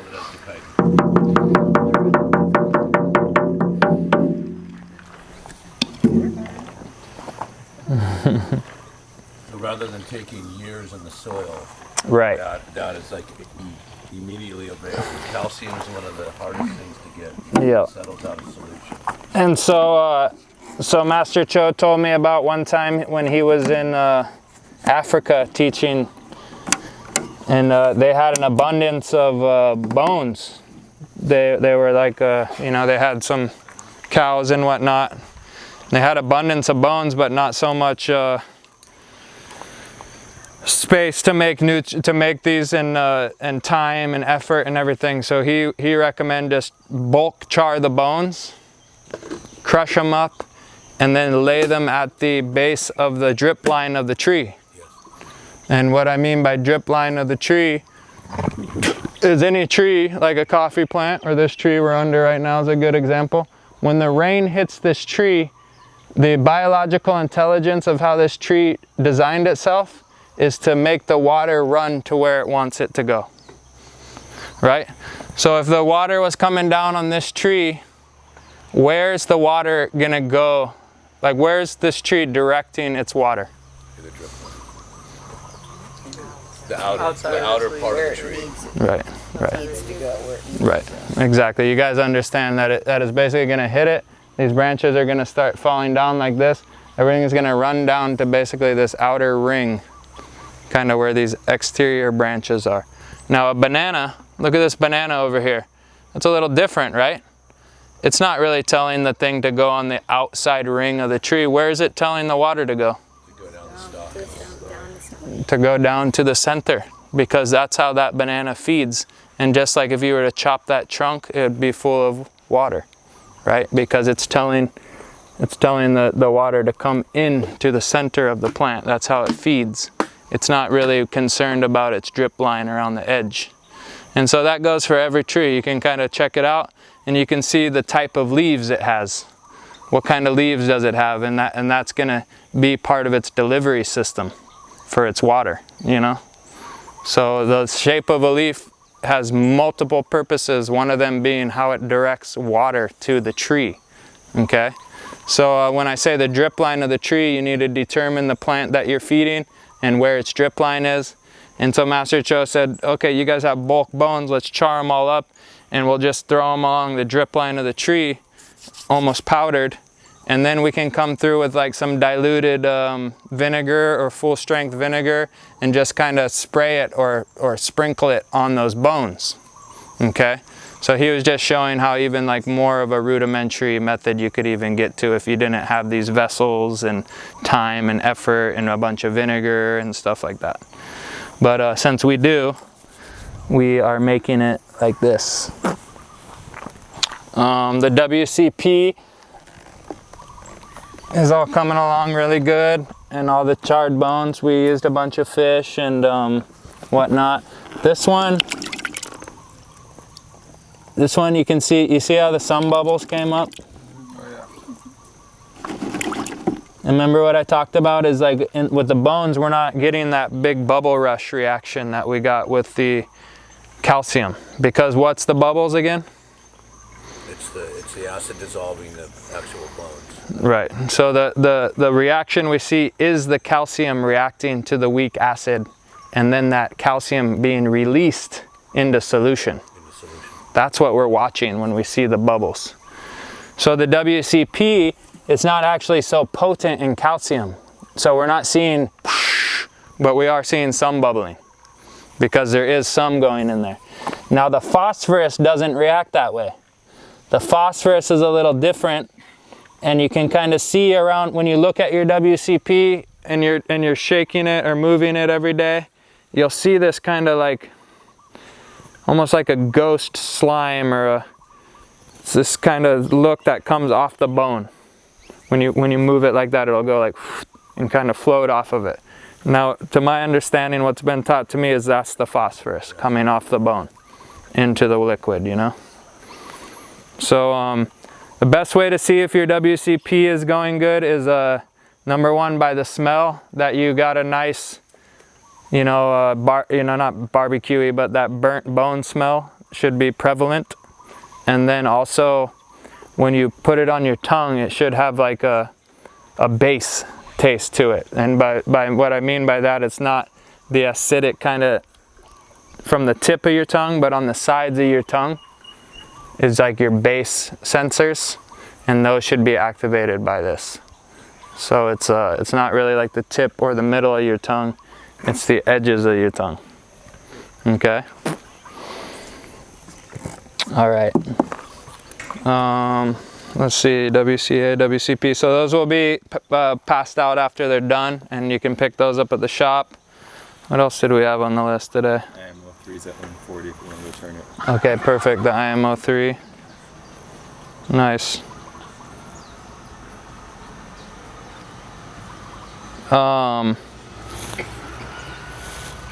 Did we have any food today, or not really? I think she was making something, yeah. Yeah. Alicia has some bread, I think. It's either soup or enchiladas. So what we can do is, it is already 12:30, so we could check the IMO 3 pile and then break for lunch. And then we're pretty much done after that. I think I have a few more things on my notes, but we'll come back together, finish off the notes, distribute these goodies, and then if we want to show how to start your IMO 4, the process could have been up to that point by now, but it's not quite ready to make IMO 4. So I could just show you guys what we would do next, not actually doing it, but showing you the steps we would do to create the IMO 4. So we'll do that after lunch. So right now, let's just all go ahead and we'll get up from here, walk over to the IMO 3 pile because the word is that it's ready to flip and thin out a little bit, and we can see that action. So let's go on over there.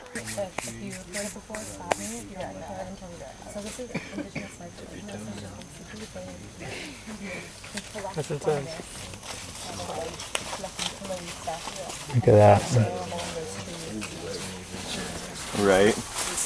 Okay, you guys, since we're not gonna make IMO 4, let's take this opportunity to gather around the IMO 3 pile here. Let's make a circle around the IMO 3 pile if you can. Get in here. Get close. Maybe get your shoes off, or if you want to.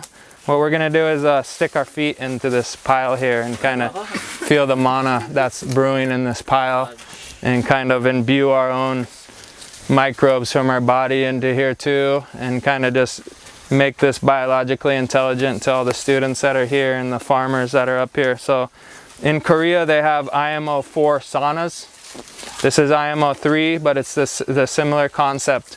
It's like an infrared, you know, sauna that you'd get into. It's heat from another source, not fire, not sun, but where? Biological heat. Biological heat. When is the most heat being introduced biologically in our lives? What activity? If you're doing it right anyway. Love. Yeah, making love, right? You get all nice and warm and a bunch of, you know, rubbing going on and friction. And but what does that create? It creates warmth, right? Yes. So what are the microbes doing in here? Making babies. They're making love. They're making babies. So this is a love pile, right? This is a pile of love.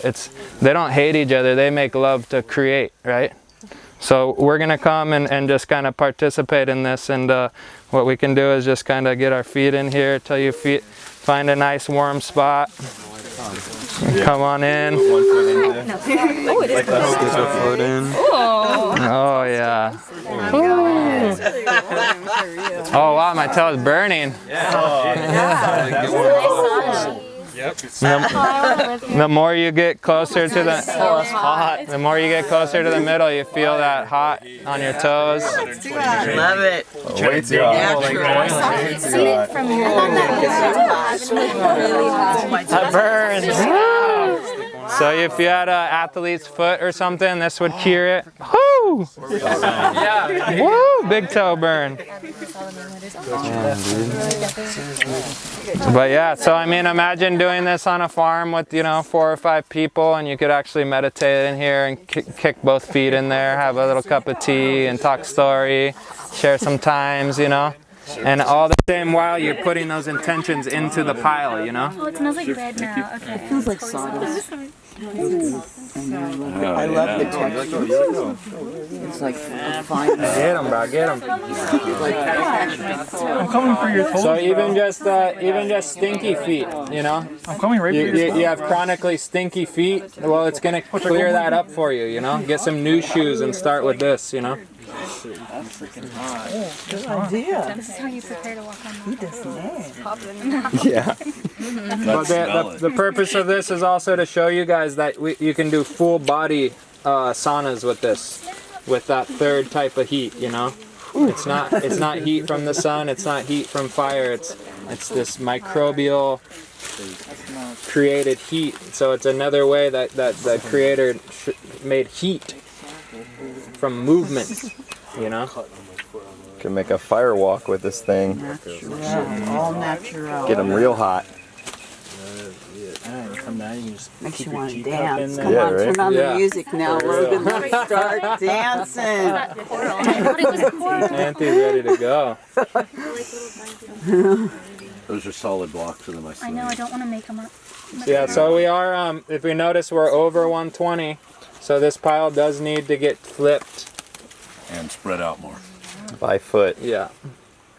It smells really nice. It does smell really nice. And so, Earthy. so that smell too, Honey almost. the smell is an indicator that we're on the right track. That sweet bready smell, Yes. you know, that Yeah, it's the fermenty, yeast. sweet bready. Yeah. That's the actual smell of the microbes. So the microbes are putting off that smell. In Master Cho's book, he names the microbe that makes that smell. Oh wow. So This is all well documented, you know. It's like burning my foot. Yeah. Well, it's So? It No, this is way hot. This is way hotter it's gotten. Especially like try to dig in with your toes. Yeah. So remember we took those good microbes from the forest up top, Yes. and we're cultivating them into this substrate, IMO3. We're talking like 2 hours ago. The next step would be IMO4, which after lunch we'll go over IMO4. And IMO4 is now when we're gonna marry the cultivated IMO3, so our super ancient wisdom microbes we got from the apex forest or from the undisturbed forest on our farm. We're now gonna take those guys that are cultivated by the billions and marry them to our native indigenous soils from the farm. Wow. And we'll go over that after lunch. So basically what you do is you collect different types of soil from your farm. Anywhere there's a different type of soil, get a bucket of it. Yes. So Because if that you has have different clay microbes. soil, cinder soil, organic matter soil, you know, you have these different types of soil, red soils, you know, especially on your farm. If you only have one type of soil, you get that one. But if you have multiple types, we're going to get that together in 5-gallon buckets, equal to the volume of this Right. IMO3 pile. We're going to mix them together, and we're going to add our solution again, just like we made the wet solution to make this wet. Yes. It's basically a maintenance formula with some sea salt and whatnot, some humic acid. We're going to do that again and wet down that whole pile. But not till this one's reached where we want it to. Right now it's actually peaking. So right now we're not finished, we're at its peak.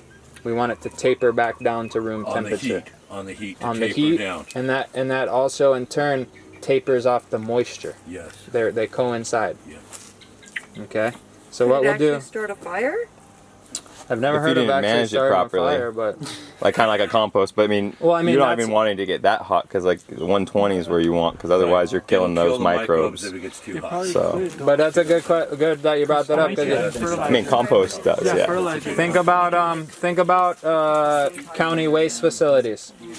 Like, what is that? There's a fire in the middle of that big ass mound of waste that was brought upon microbially. Right. But that now it's so hot that there's pockets burning in there. So yes, it literally can start a fire. Yeah. You have to have haystacks at a certain size, Right. else they will They'll- spontaneously Right. Exactly. Right. It will when it's wet. It will. Right. do That's that. so interesting too to think about, like that there's another way to make fire than friction, and I guess it Except is you have to friction wait a on long microbes. time. Yeah. People who So just let's- keep bulldozing their let's- compost off to one spot. Right. Let's remove these thermometers, and we'll get in here and flip this bad boy over. So like if your Oh, if your it's like warm. property is just straight volcanic rock, like ocean view or something, a shovel. and you were doing this process like, and then you're trying to start like some garden beds or whatever. So at that point after IMO3, is this when you would like add it to like a bag of black gold or something? Good question. So Will's saying if you're out in Ocean View, you have 0 native soil. Yeah. Okay. So, and you want to start a garden bed with store-bought soil. Yes, you would take that store-bought soil and whatever maybe scrapings of under a tree or something you could find on your land of any kind of maybe cinder dust, organic breakdown, even your own compost pile. So yes, you're gonna take that bagged soil that's gonna go into your agriculture system, and you're gonna marry it to your IMO3 because you don't have any native soil available on your land. Now the best case scenario is you had native soil and you made it properly and then inoculated your store-bought soil with your IMO4 finished. But saying you don't have any material for IMO4 and you're only going to be growing in these bagged systems, yes, make the IMO4 out of that bagged soil you're going to use in your bagged systems. Good question. And also here, there's really no clay, is there? Because There's not the much soil clay. is If you're so on good. Maui or Oahu or even up north, you got a lot more clay to deal I go to with. that side. Red dirt. Mahalo Mountain. Right. clay Kohala Mountain. is Anywhere that red dirt You know when Hawaii boasts about the red dirt on Kauai and stuff? Like super mineral rich red dirt. Like that's called, I believe Master Cho refers that as loes, or loes in his books. That's a Korean word for it. Los or something, and it's that red clay dirt. It's super beneficial to an agricultural system once made into IMO4 and utilized for its mineral potency. Now, is the red mostly from the iron that's in there? Yeah, the iron oxide, right. and that's what turns it red. Is that from the cinder? Is that the same redness in Maui and Right, Hawaii? Cinder is Cinder iron from- oxide. Right. Yeah. So that's what it cinder is, right? iron oxide. Yeah, red cinder is iron Red oxide. cinder, right. Well, Right. it was an old pasture land area, and so I think that a lot of the top Haleakala is full of it. got washed away slowly, and now we have a lot of this stuff. It's a lot. It's a cinder. Yeah. It's very What are those called? Cinder cones. Oh, you do, really? God, this reminds me of Haile right here. Volcano herself getting carved into the soil. Yeah, it's been crazy. The fungal, like the reaction from the ground here. To the coast when they were doing sugar cane on like 10 feet of topsoil. Just caking. Yeah. And there's been a couple big old worms that we found each time under there. Just like, Yeah, you can really tell at these interface areas, like you'll see a lot of nice mycelium growth at this interface with this native soil. Yeah. And it's cool, it's good to get a little of this, you know, scraped into as you go. And that's why you're making this on the ground as opposed to a tarp or on concrete or something. Wow, it's so beautiful, the color. Oh, sorry. The smell, you guys, it has that perfect smell, doesn't it, Logan? Isn't it exactly what it's supposed to smell? Yep, smell like baking bread, yep. Yep. Mother Earth. Oh yeah. It's like yeast. It's like warm flour for. Right there's warm already. Well, it is Mother Earth herself, and she's warm. That's why it's so important for kids to play in dirt, you guys. It gets all the Yeah. good dirt, clean dirt, right? Clean dirt, just like clean water. And mud. No need to move. So, you shouldn't have a different. one thing, they were talking about dirt. Elaine Ingham, who we talked about, the grandmother of compost. She has a really cool saying, and she goes, dirt is what you sweep off your kitchen floor. What we deal with out here is soil. Soil, gotcha. Which is live and active. Yeah, right. What's the difference? Yeah, one is dead and one is alive. Dirt's dead. Right. Dirt's dead. Soil's alive. Yep. Right. Juan has a sweet quote about that. Yeah. What's that one? Logan, can you make or room for something. like one of your teas with wood chips? You know, like if you have a tree and it's chipped, can you do the? Can you make a? You can add sawdust to this process here. Yes. And that's Chris Trump really puts that in his. He makes his own substrate out of either like oats and sawdust or macnut, milled macnut and sawdust. So if you're going to introduce wood chips to anything here, besides wood chips are just the best mulch on the planet Earth. You know, they're the Because of all the go-to. carbon, right? Right. Yeah. And then, but the only way we'd really incorporate those into the KNF is, besides mulching, is through the IMO3 pile. We'd sawdust it. Yes. Or you could even use like real thin shavings in this situation here. What about any of the other processes, like? No, like you're not really going to make an FPJ or an extraction or a vinegar extract out of anything, no. So what we want to do is smooth this out so it's even on top before we put those thermometers in. Maybe take those out and just make that flat on the top. We don't want irregularities in the height. And that's so that everything is the same Total height, top. the same thickness, so the temperature tries to equalize. Right. We just want it all going off at the same time. Yeah. Oh, And it just smells so. It's gourmet. It's like gourmet Mother Earth. nice. So we've seen start and finish FPJ. We've seen start and finish FAA. We've seen start in through the middle of WCA, WCP. We talked about seawater. We talked about lab. We've witnessed IMO 1, 2, the peak of IMO 3. We've started and got to the first stage of tincturing OHN, and that's basically all the 9 core inputs of the KNF that's taught in the West. So as a class, we should be collectively understanding, or at least, yeah, we should be understanding these inputs at this point, everyone that's come all 3 days, you know. And if you're not, let's make sure you are by the time you leave today.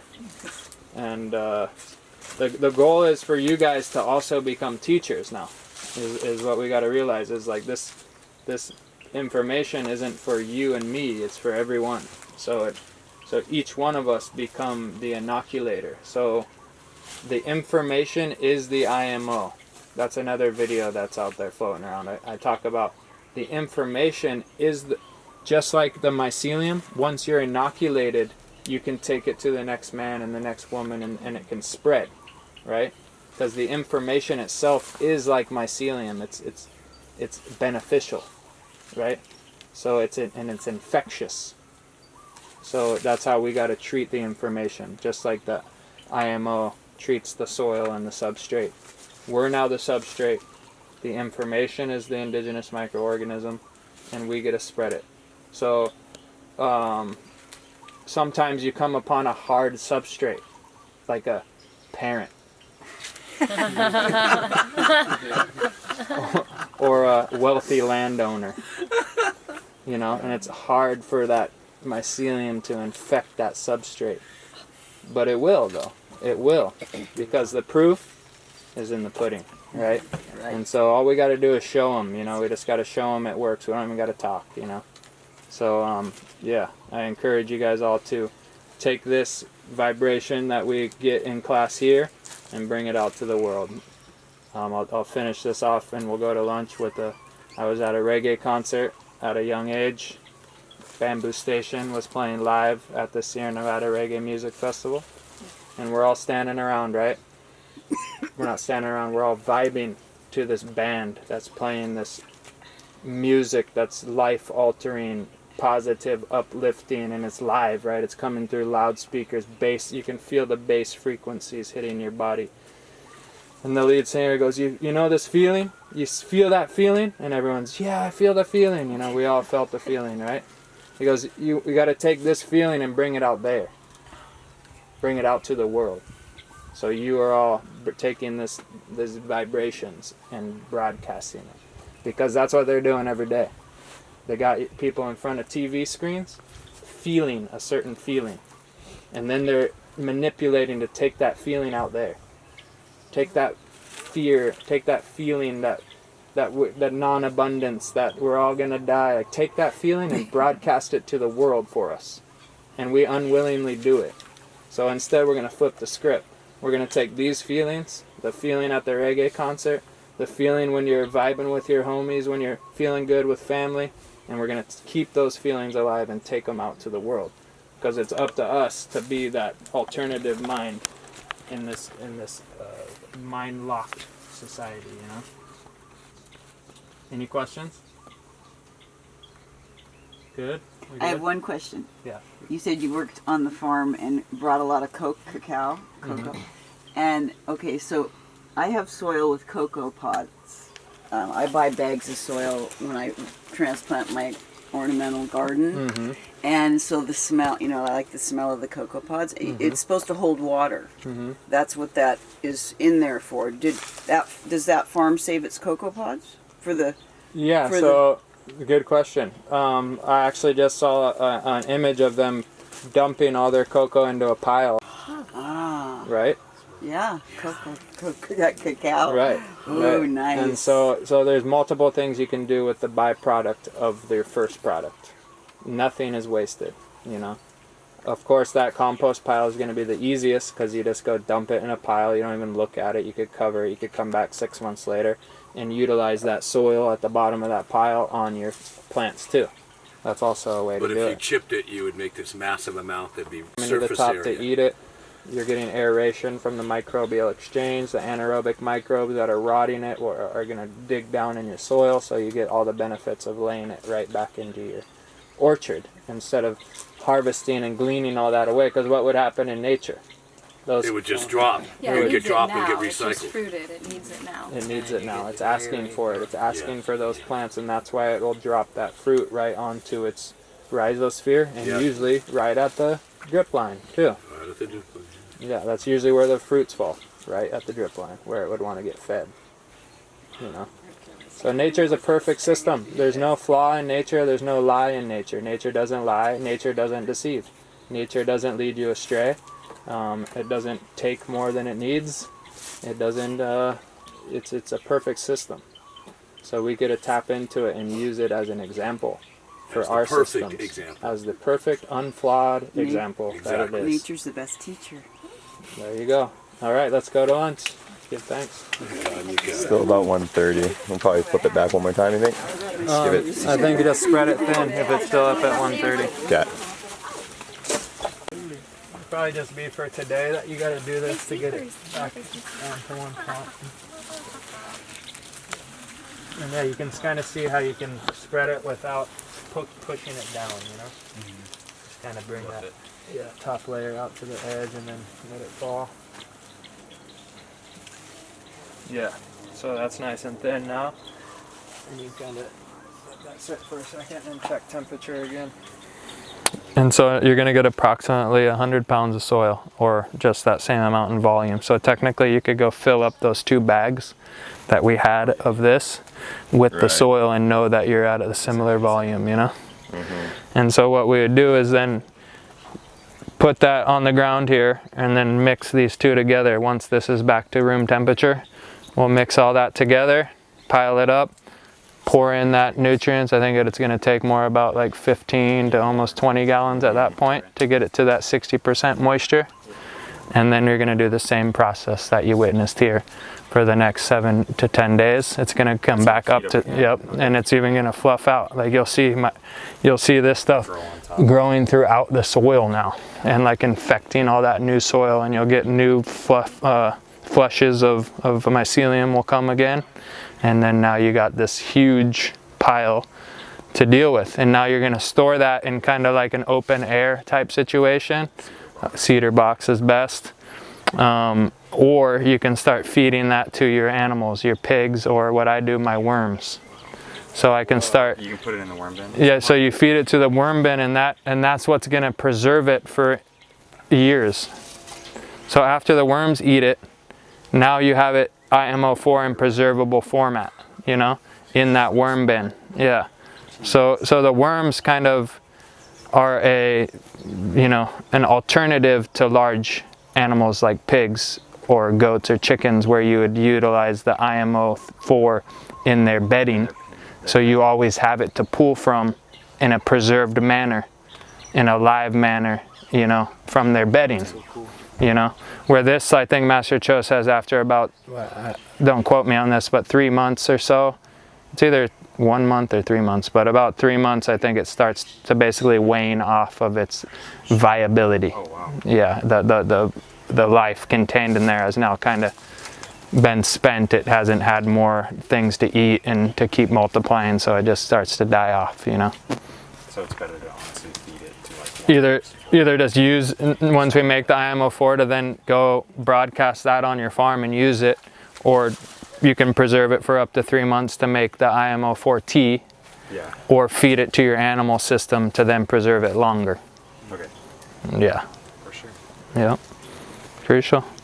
I was just on my Nifty here and came across this website, and you can see here that 3 ounces of KNF made, high grade, Hawaiian made fish amino acid, FAA. Okay? So just so you guys know that I'm never lied to anybody. I don't lie. $25 for 3 ounces. 3 ounces. Wow. What does this say? A little bottle this big. Oh For that's 3 shot glasses full for $25. Okay? So we're here today to make these nutrients together, to pass out these nutrients for basically the cost of making them. So Just so you guys know, that's what the school is all about, you know? Let's look up another one. Toms. Okay, let's see. What's another one? Another one. OHN. Let's see.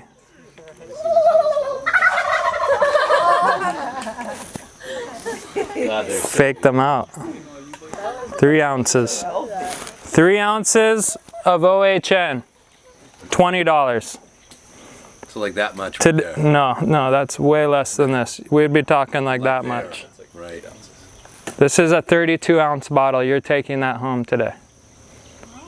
3 ounces for $20.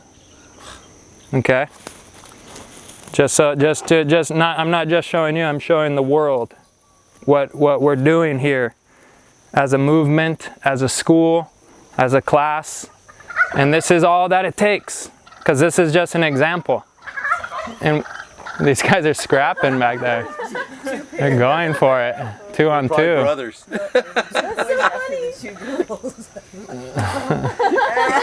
Easy on the pheromones there, boys. Easy on the pheromones. They're beautiful turkeys. So healthy. So they're KNF raised turkeys there, bro. Right. They're eating those high-grade microbes. They keep stomping out our cassava. Do they? Is that dinner in 2 weeks? No way. Those things are nasty. Well, they make good shit though. Yeah, right? They do something. There's some way, like that's why every animal has a place, you know, if they're a nuisance, there's a way to train them not to be. But anyway, back on track. The nutrients that we're giving away here are very valuable, is my whole point, right? They're very valuable and they're very easy to make, is my other point. And the third point being that any group of farmers, humble individuals, friends, families could get together just like we did and bang these out in a day, in 2 days. Someone can watch over the process. It can be part of a homeschooling learning session. It could be part of a young man educating his father and them doing the work together. And just imagine all the camaraderie and good vibration that could happen on a community setting of making these inputs together, pooling resources together, talking to local fishermen, local ranchers, getting to know your community, sourcing inputs. Very magical, very real, very old world. It worked for centuries until the Industrial Revolution took over and everything got put into packages and we all got accustomed to going to the supermarket. The supermarket never was ever even a concept until the 1950s into the 60s. The supermarket. One store that has everything. That was the supermarket before you went to the market, like the farmer's market. And you got stuff from local producers, right? Remember the Mind of a Natural Farmer class? We talked about consumers versus producers. Bill Mollison with his famous quote, you know, we need if 10% of us could become producers, you know? So that's what we're doing here at Alex's farm, the Dance Family Farm here, and we're making these inputs and becoming producers of products, very expensive, valuable products. Do you guys fully understand that concept? Super crucial thing, because we could also make a business out of any of these things. Any one of us could set up a farmer's market booth and have a KNF input farmer's market booth, right? In the matter of a few weeks, and be feeding our families, right? And helping the community and feeding the soil, you know? We know Claire is in amidst helping the family business, the deli, incorporate KNF FPJs. You want a shot of calcium in your iced tea? Well, we could do that for you. You know what I mean? Or in your juice or whatever. You need a boost of. You're feeling a little under the weather and need some OHN? Well, we got a shot for you, you know, for a few dollars. We can add that to your, you know, the list goes on and on. you know. So point being, again, the creativity, the amount of wealth and of commerce and contribution that can come from these inputs here.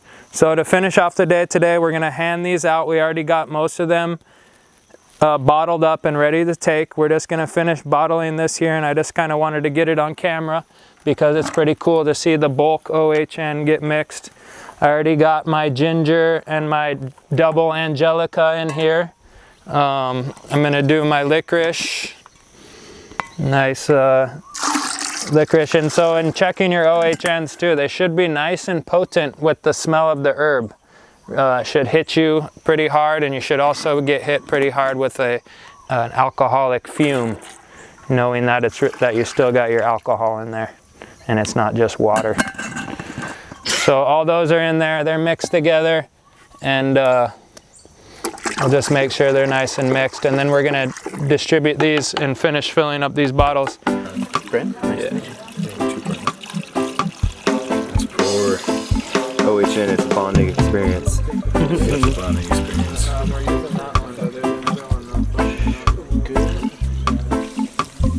Just to make sure we got enough for everyone. Too, if we have some plastic bags or something to make your own WCP, you could do that as well. Oh yeah. Okay. Yeah. Oh yeah. Sure.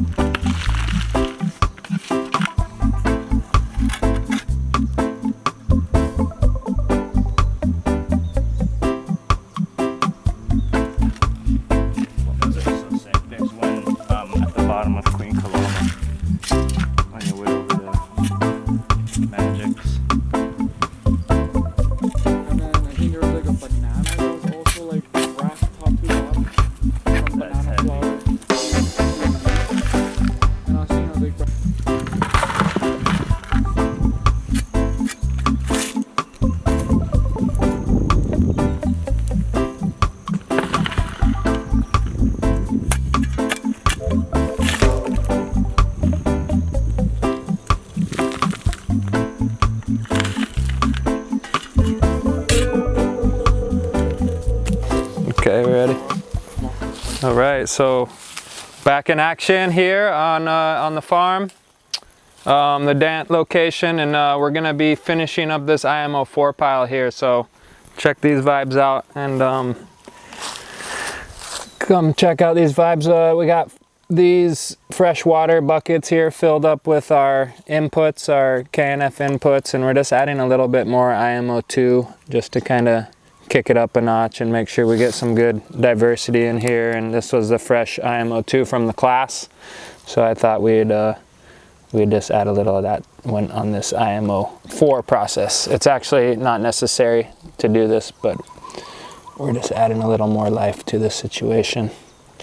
And yeah, these buckets are all ready to go, again filled with fresh water and the right ratios of KNF nutrients. Over here we have our finished IMO 3, which has gotten down to room temperature and also gotten to this nice dry texture. This is how we know that it's finished. And again, this can store for up to a month to 3 months or so in the right condition. But we want to use it up before that, or get it into a pig pen, a chicken coop system, or into a worm bin if we're gonna want longer storage than that. So you can actually feed IMO 4 to your worms, and they'll ingest it and poop it out and keep those indigenous microorganisms living that much longer and healthy that much longer and usable that much longer. Just like you could also do in a chicken or a pig pen, the duff on the floor, the IMO 4 is fed to the pigs. It's also incorporated into their bedding. So yeah, just KNF is a closed loop system, so I wanted to make note of that. So anyway, what we're gonna do here is take our finished IMO 3, and just so people know too, IMO 3 would be what the farm industry knows as bokashi in a way. So it's similar to that to growing out a culture on the wheat bran, the rice bran, the wheat mill run, or whatever substrate, just like what people might be known as bokashi. But the difference is bokashi is basically a group of effective microorganisms, you know, namely 3 or 4 main microorganisms, lactic acid bacteria being one of them, where the IMO3 is kind of like an EM 1 million. So we got like hundreds, thousands, millions of different species of microbes in here, not just the targeted ones in like a bokashi.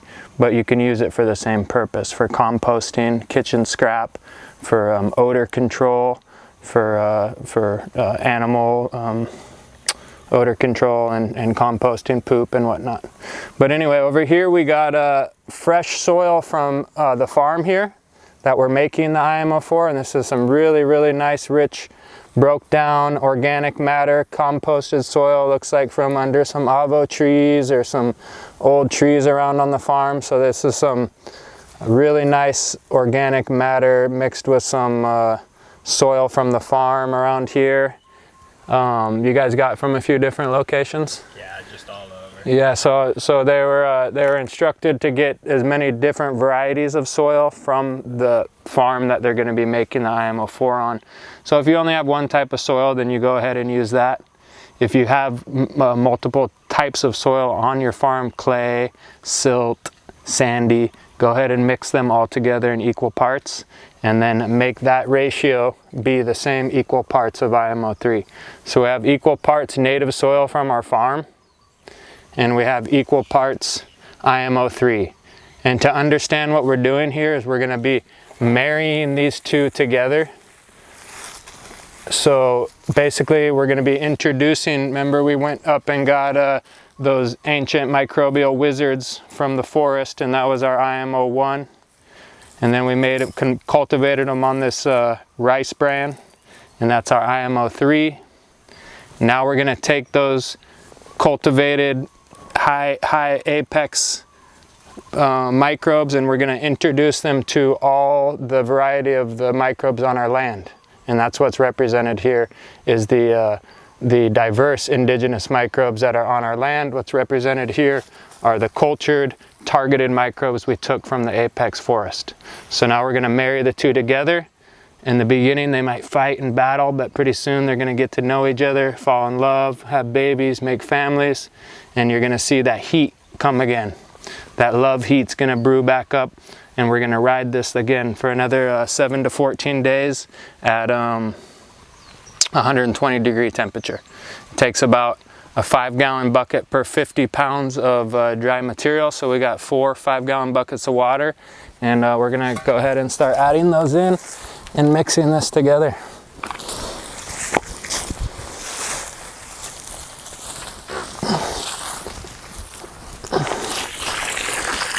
Nice. Yeah, boys, so we can just add this and then we'll just start shoveling it all together.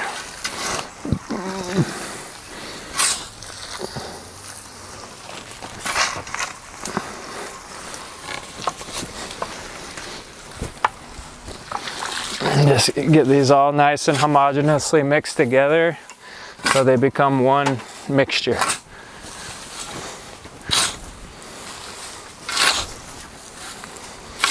And we're going for that same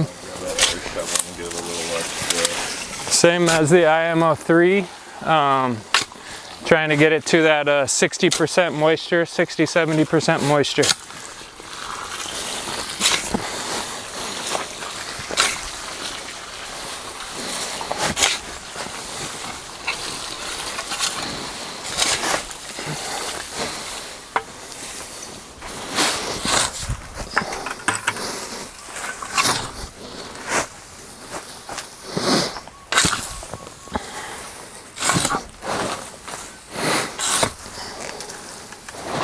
Yes, this is going to be a fun one for you guys to mix. That's why when you're getting into making your IMO, remember it's going to multiply by 2 times itself in size and weight. So you're going to want to, you know, if you're a single farmer, just an individual, You want to take that into consideration, how much mixing time, how much effort's going to go into this. So we knew on this farm that we had a good crew to help, and still this is even a good size pile for one man, a good workout for one woman or one man.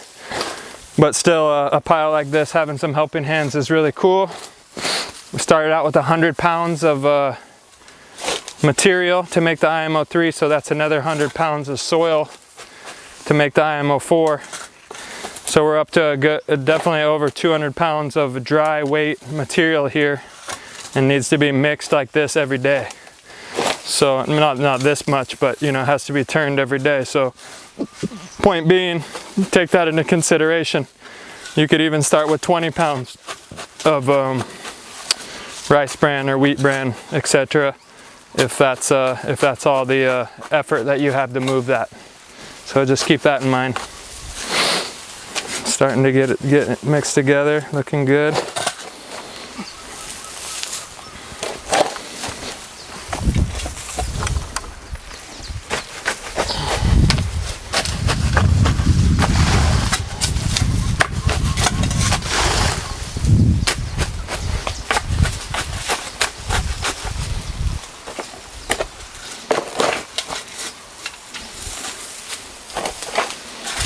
And so basically, once we have our finished IMO4, we could consider this super compost or a living soil inoculant.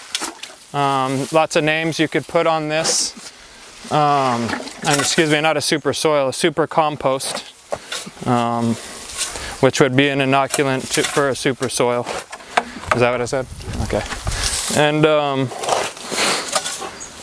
the other thing is, what's cool is we can go actually to IMO5 after IMO4, and that's when we would add any nutrients like you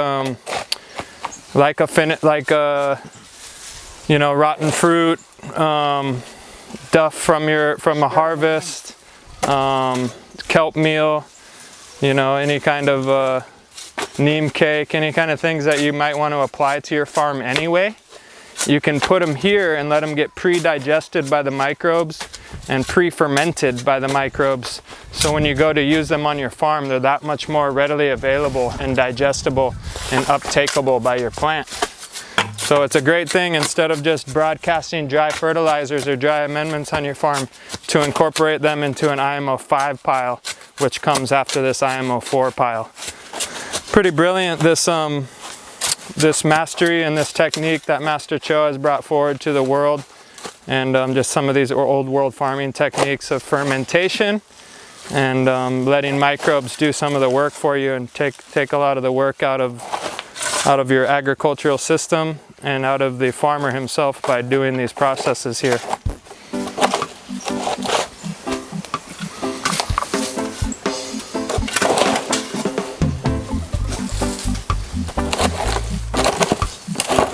Oh, you still got a good amount of mycelium on that bottom too, you can see.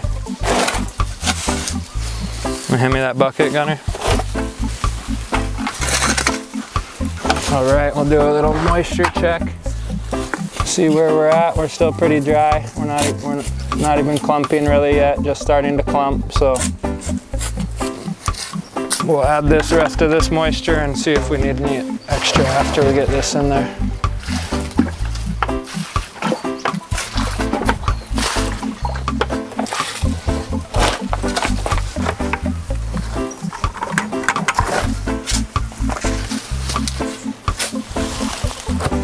Nice, and it's really getting good, nicely mixed together. So getting that moisture incorporated into the pile is forcing us to mix the two together and homogenize them properly at the same time. So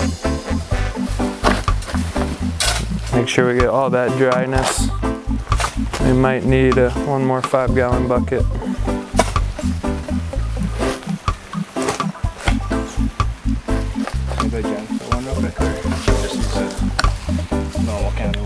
Yeah, you could just use the county water, it should be fine.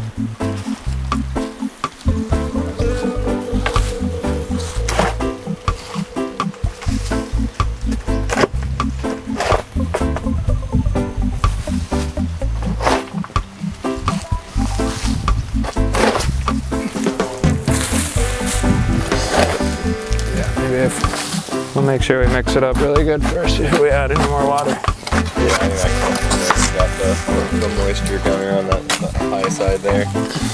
Or low side. Right there.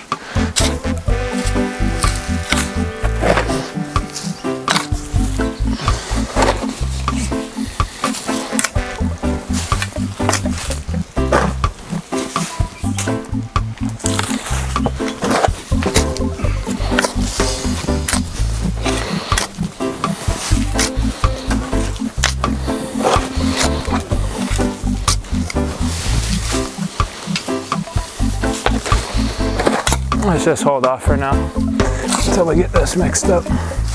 Seems like there's a lot of moisture actually on this bottom half down here. Nice, look at all that. Still got some nice fungal hyphae at the bottom of the pile.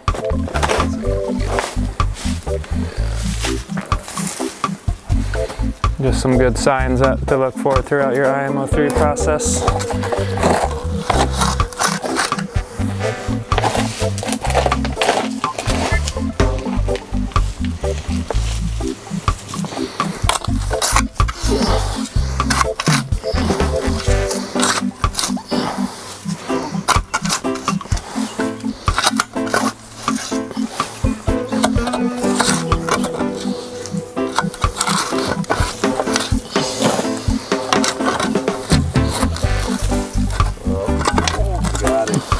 Pulling rocks out of the ground. So that, yep, exactly. Exactly. These IMO3 piles will show you how it loosens up the earth underneath from the microbes tilling, and rocks will just kind of start popping out of the ground. You can see the fungus starting to eat the rocks, mining minerals from rocks. Fungus, they got fungi that melt minerals into soluble nutrients. What a thing.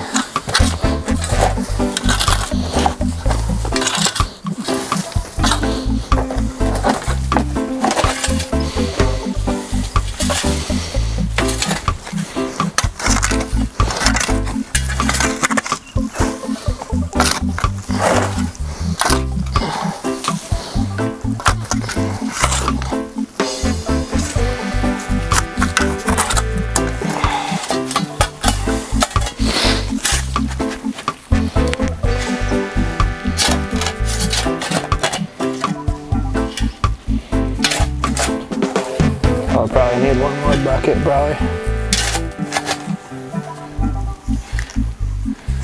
Woo! Yes, sir. Getting heavy. Heavy load. Oh, yeah. Good job, heavy load. Yep, Hydroman style.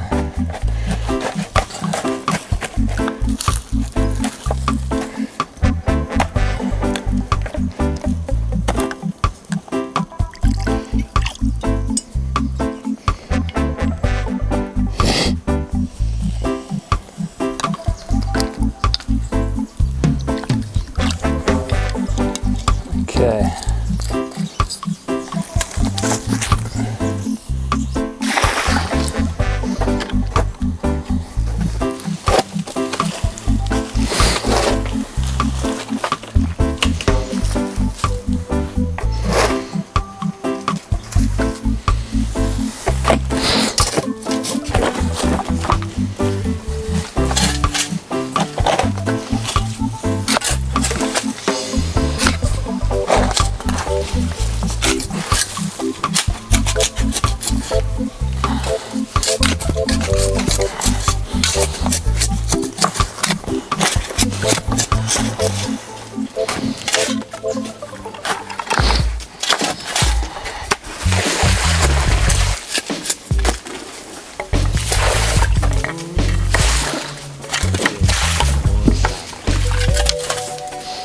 Okay, hopefully that'll do it.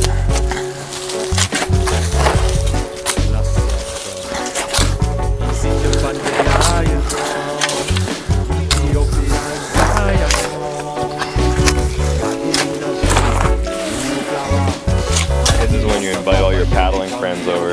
Yeah. Here, you want to paddle? Get all the soles out here for real. We'll work out the opposite. The opposite ones. You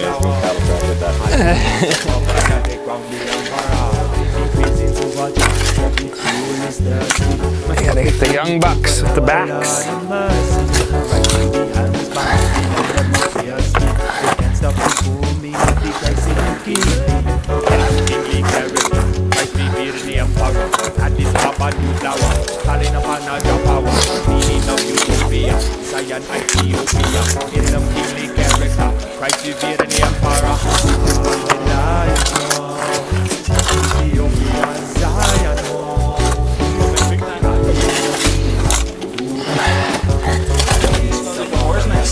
The boar's nest spot. The chain. Whew.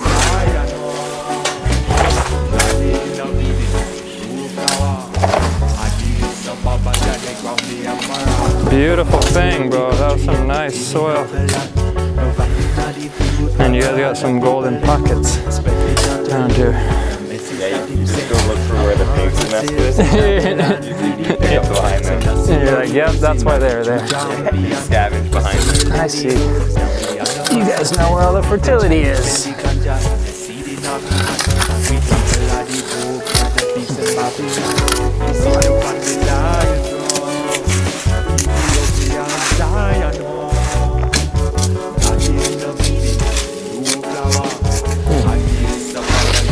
Stuff soaking up moisture, that's for sure. Probably at like 50% moisture right now. Yeah, it was, yeah. Soaking it up. Let's see where we're at. Nice homogenized spots.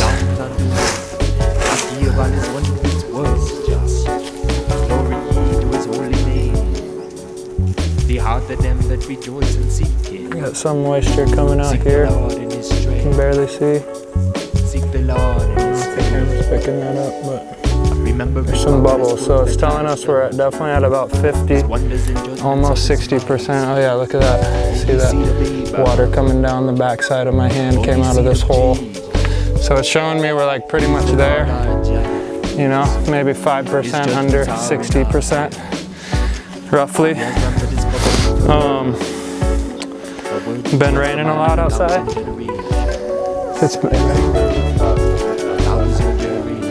Yeah, I mean, if it's moist outside, we can go with a little bit drier. You know, if it's super dry outside, maybe we can go a little moister, you know? I'm kind of liking that. What do you guys think?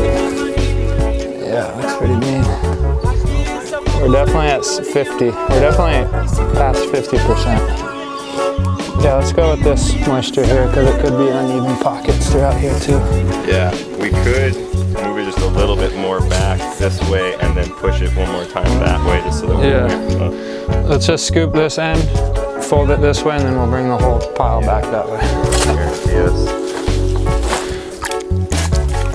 And we'll check moisture again at that point.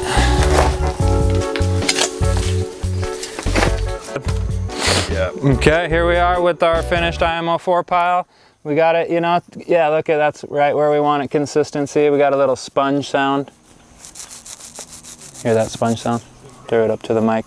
Okay, looking good. So what we're gonna do is take this down to about 18 inches as per Master Cho's recipe. And the best way to do that is to create a hill and then just kind of massage out the mound. So we're not pressing down, you're not compacting anything, you're just kind of pushing it out and letting it be its natural tilth, its natural fluff. And then we're gonna make it nice and even on the top, flatten it out, get it to the height we want it. Make a count for any dips or divots or hills that you might be on. So one side's not way higher than the other. And yeah, that's pretty much what we want there. We're at about 12 inches high there. It can be piled up higher than that. But I always like to go at about 12 in Hawaii to start and gauge it after that. If you start too high, maybe it might get hot. If you start too thin, maybe it might not get to temperature. So 12 to 18, we'll go with the low end today. feels like proper moisture now that I'm getting my hands in there. We're definitely at 60%. And yeah, right on track. Stay tuned. We'll probably show you this finish up, maybe show you a bloom.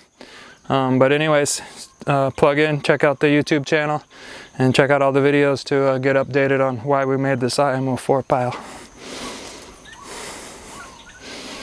Crucial. I got the ginger OHN, I'm gonna crack it.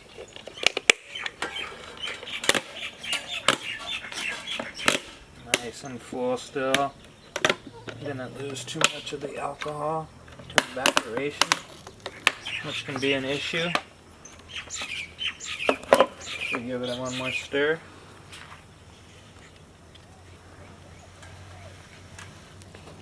Ginger in there, tincturing really nice.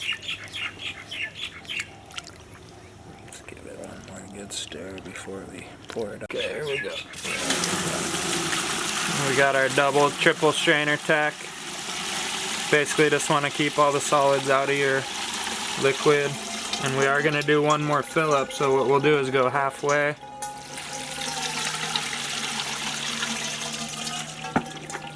About halfway there. A little bit more. When we go halfway, we'll do a half pour off, and then we're going to fill this back up with vodka again. Let it tincture for another 14 days or so. So you ready? Yeah, good to go. Okay, so we have some of our old pour-offs here of that ginger, and now we're just gonna transfer it from the 5-gallon bucket into this 10-gallon vessel here, which has a spout so we can easily fill bottles. And by the time we're done doing our 5th pour-off, we're gonna homogenize all the pour-offs together to make sure we have one tincture of all 5 pour-offs. Homogenized.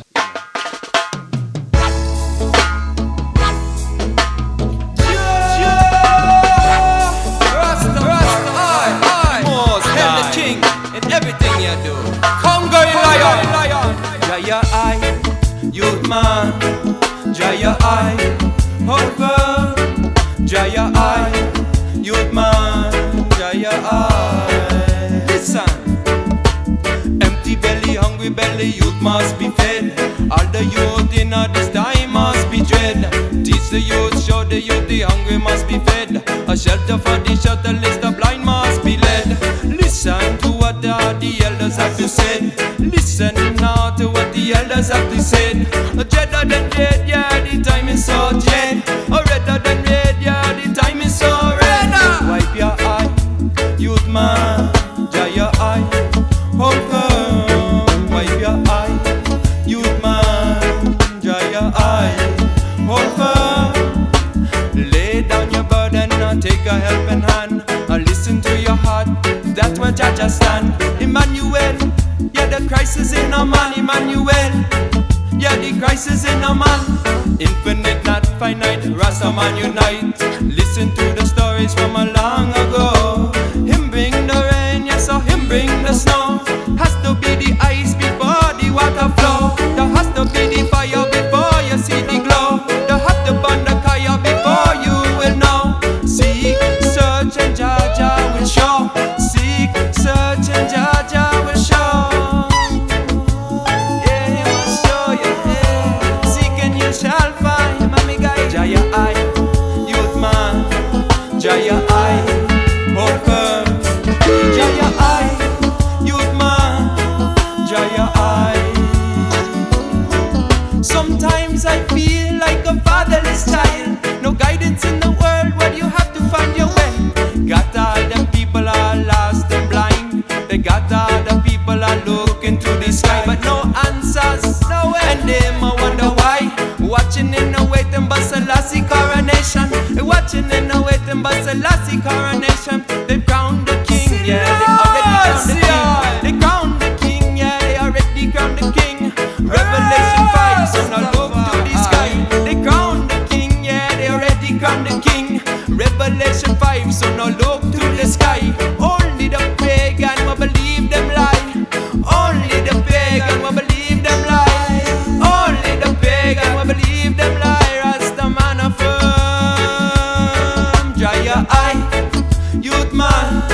Jaya I, hold firm. Jaya I, youth man. Jaya I, hold firm. Enough of them now, know them created by the Most High. Enough of them know hail, a King Selassie. Enough of them get tricked by temptation and then die. Rasta man a blaze of fire and wonder why. Enough of them get tricked by temptation and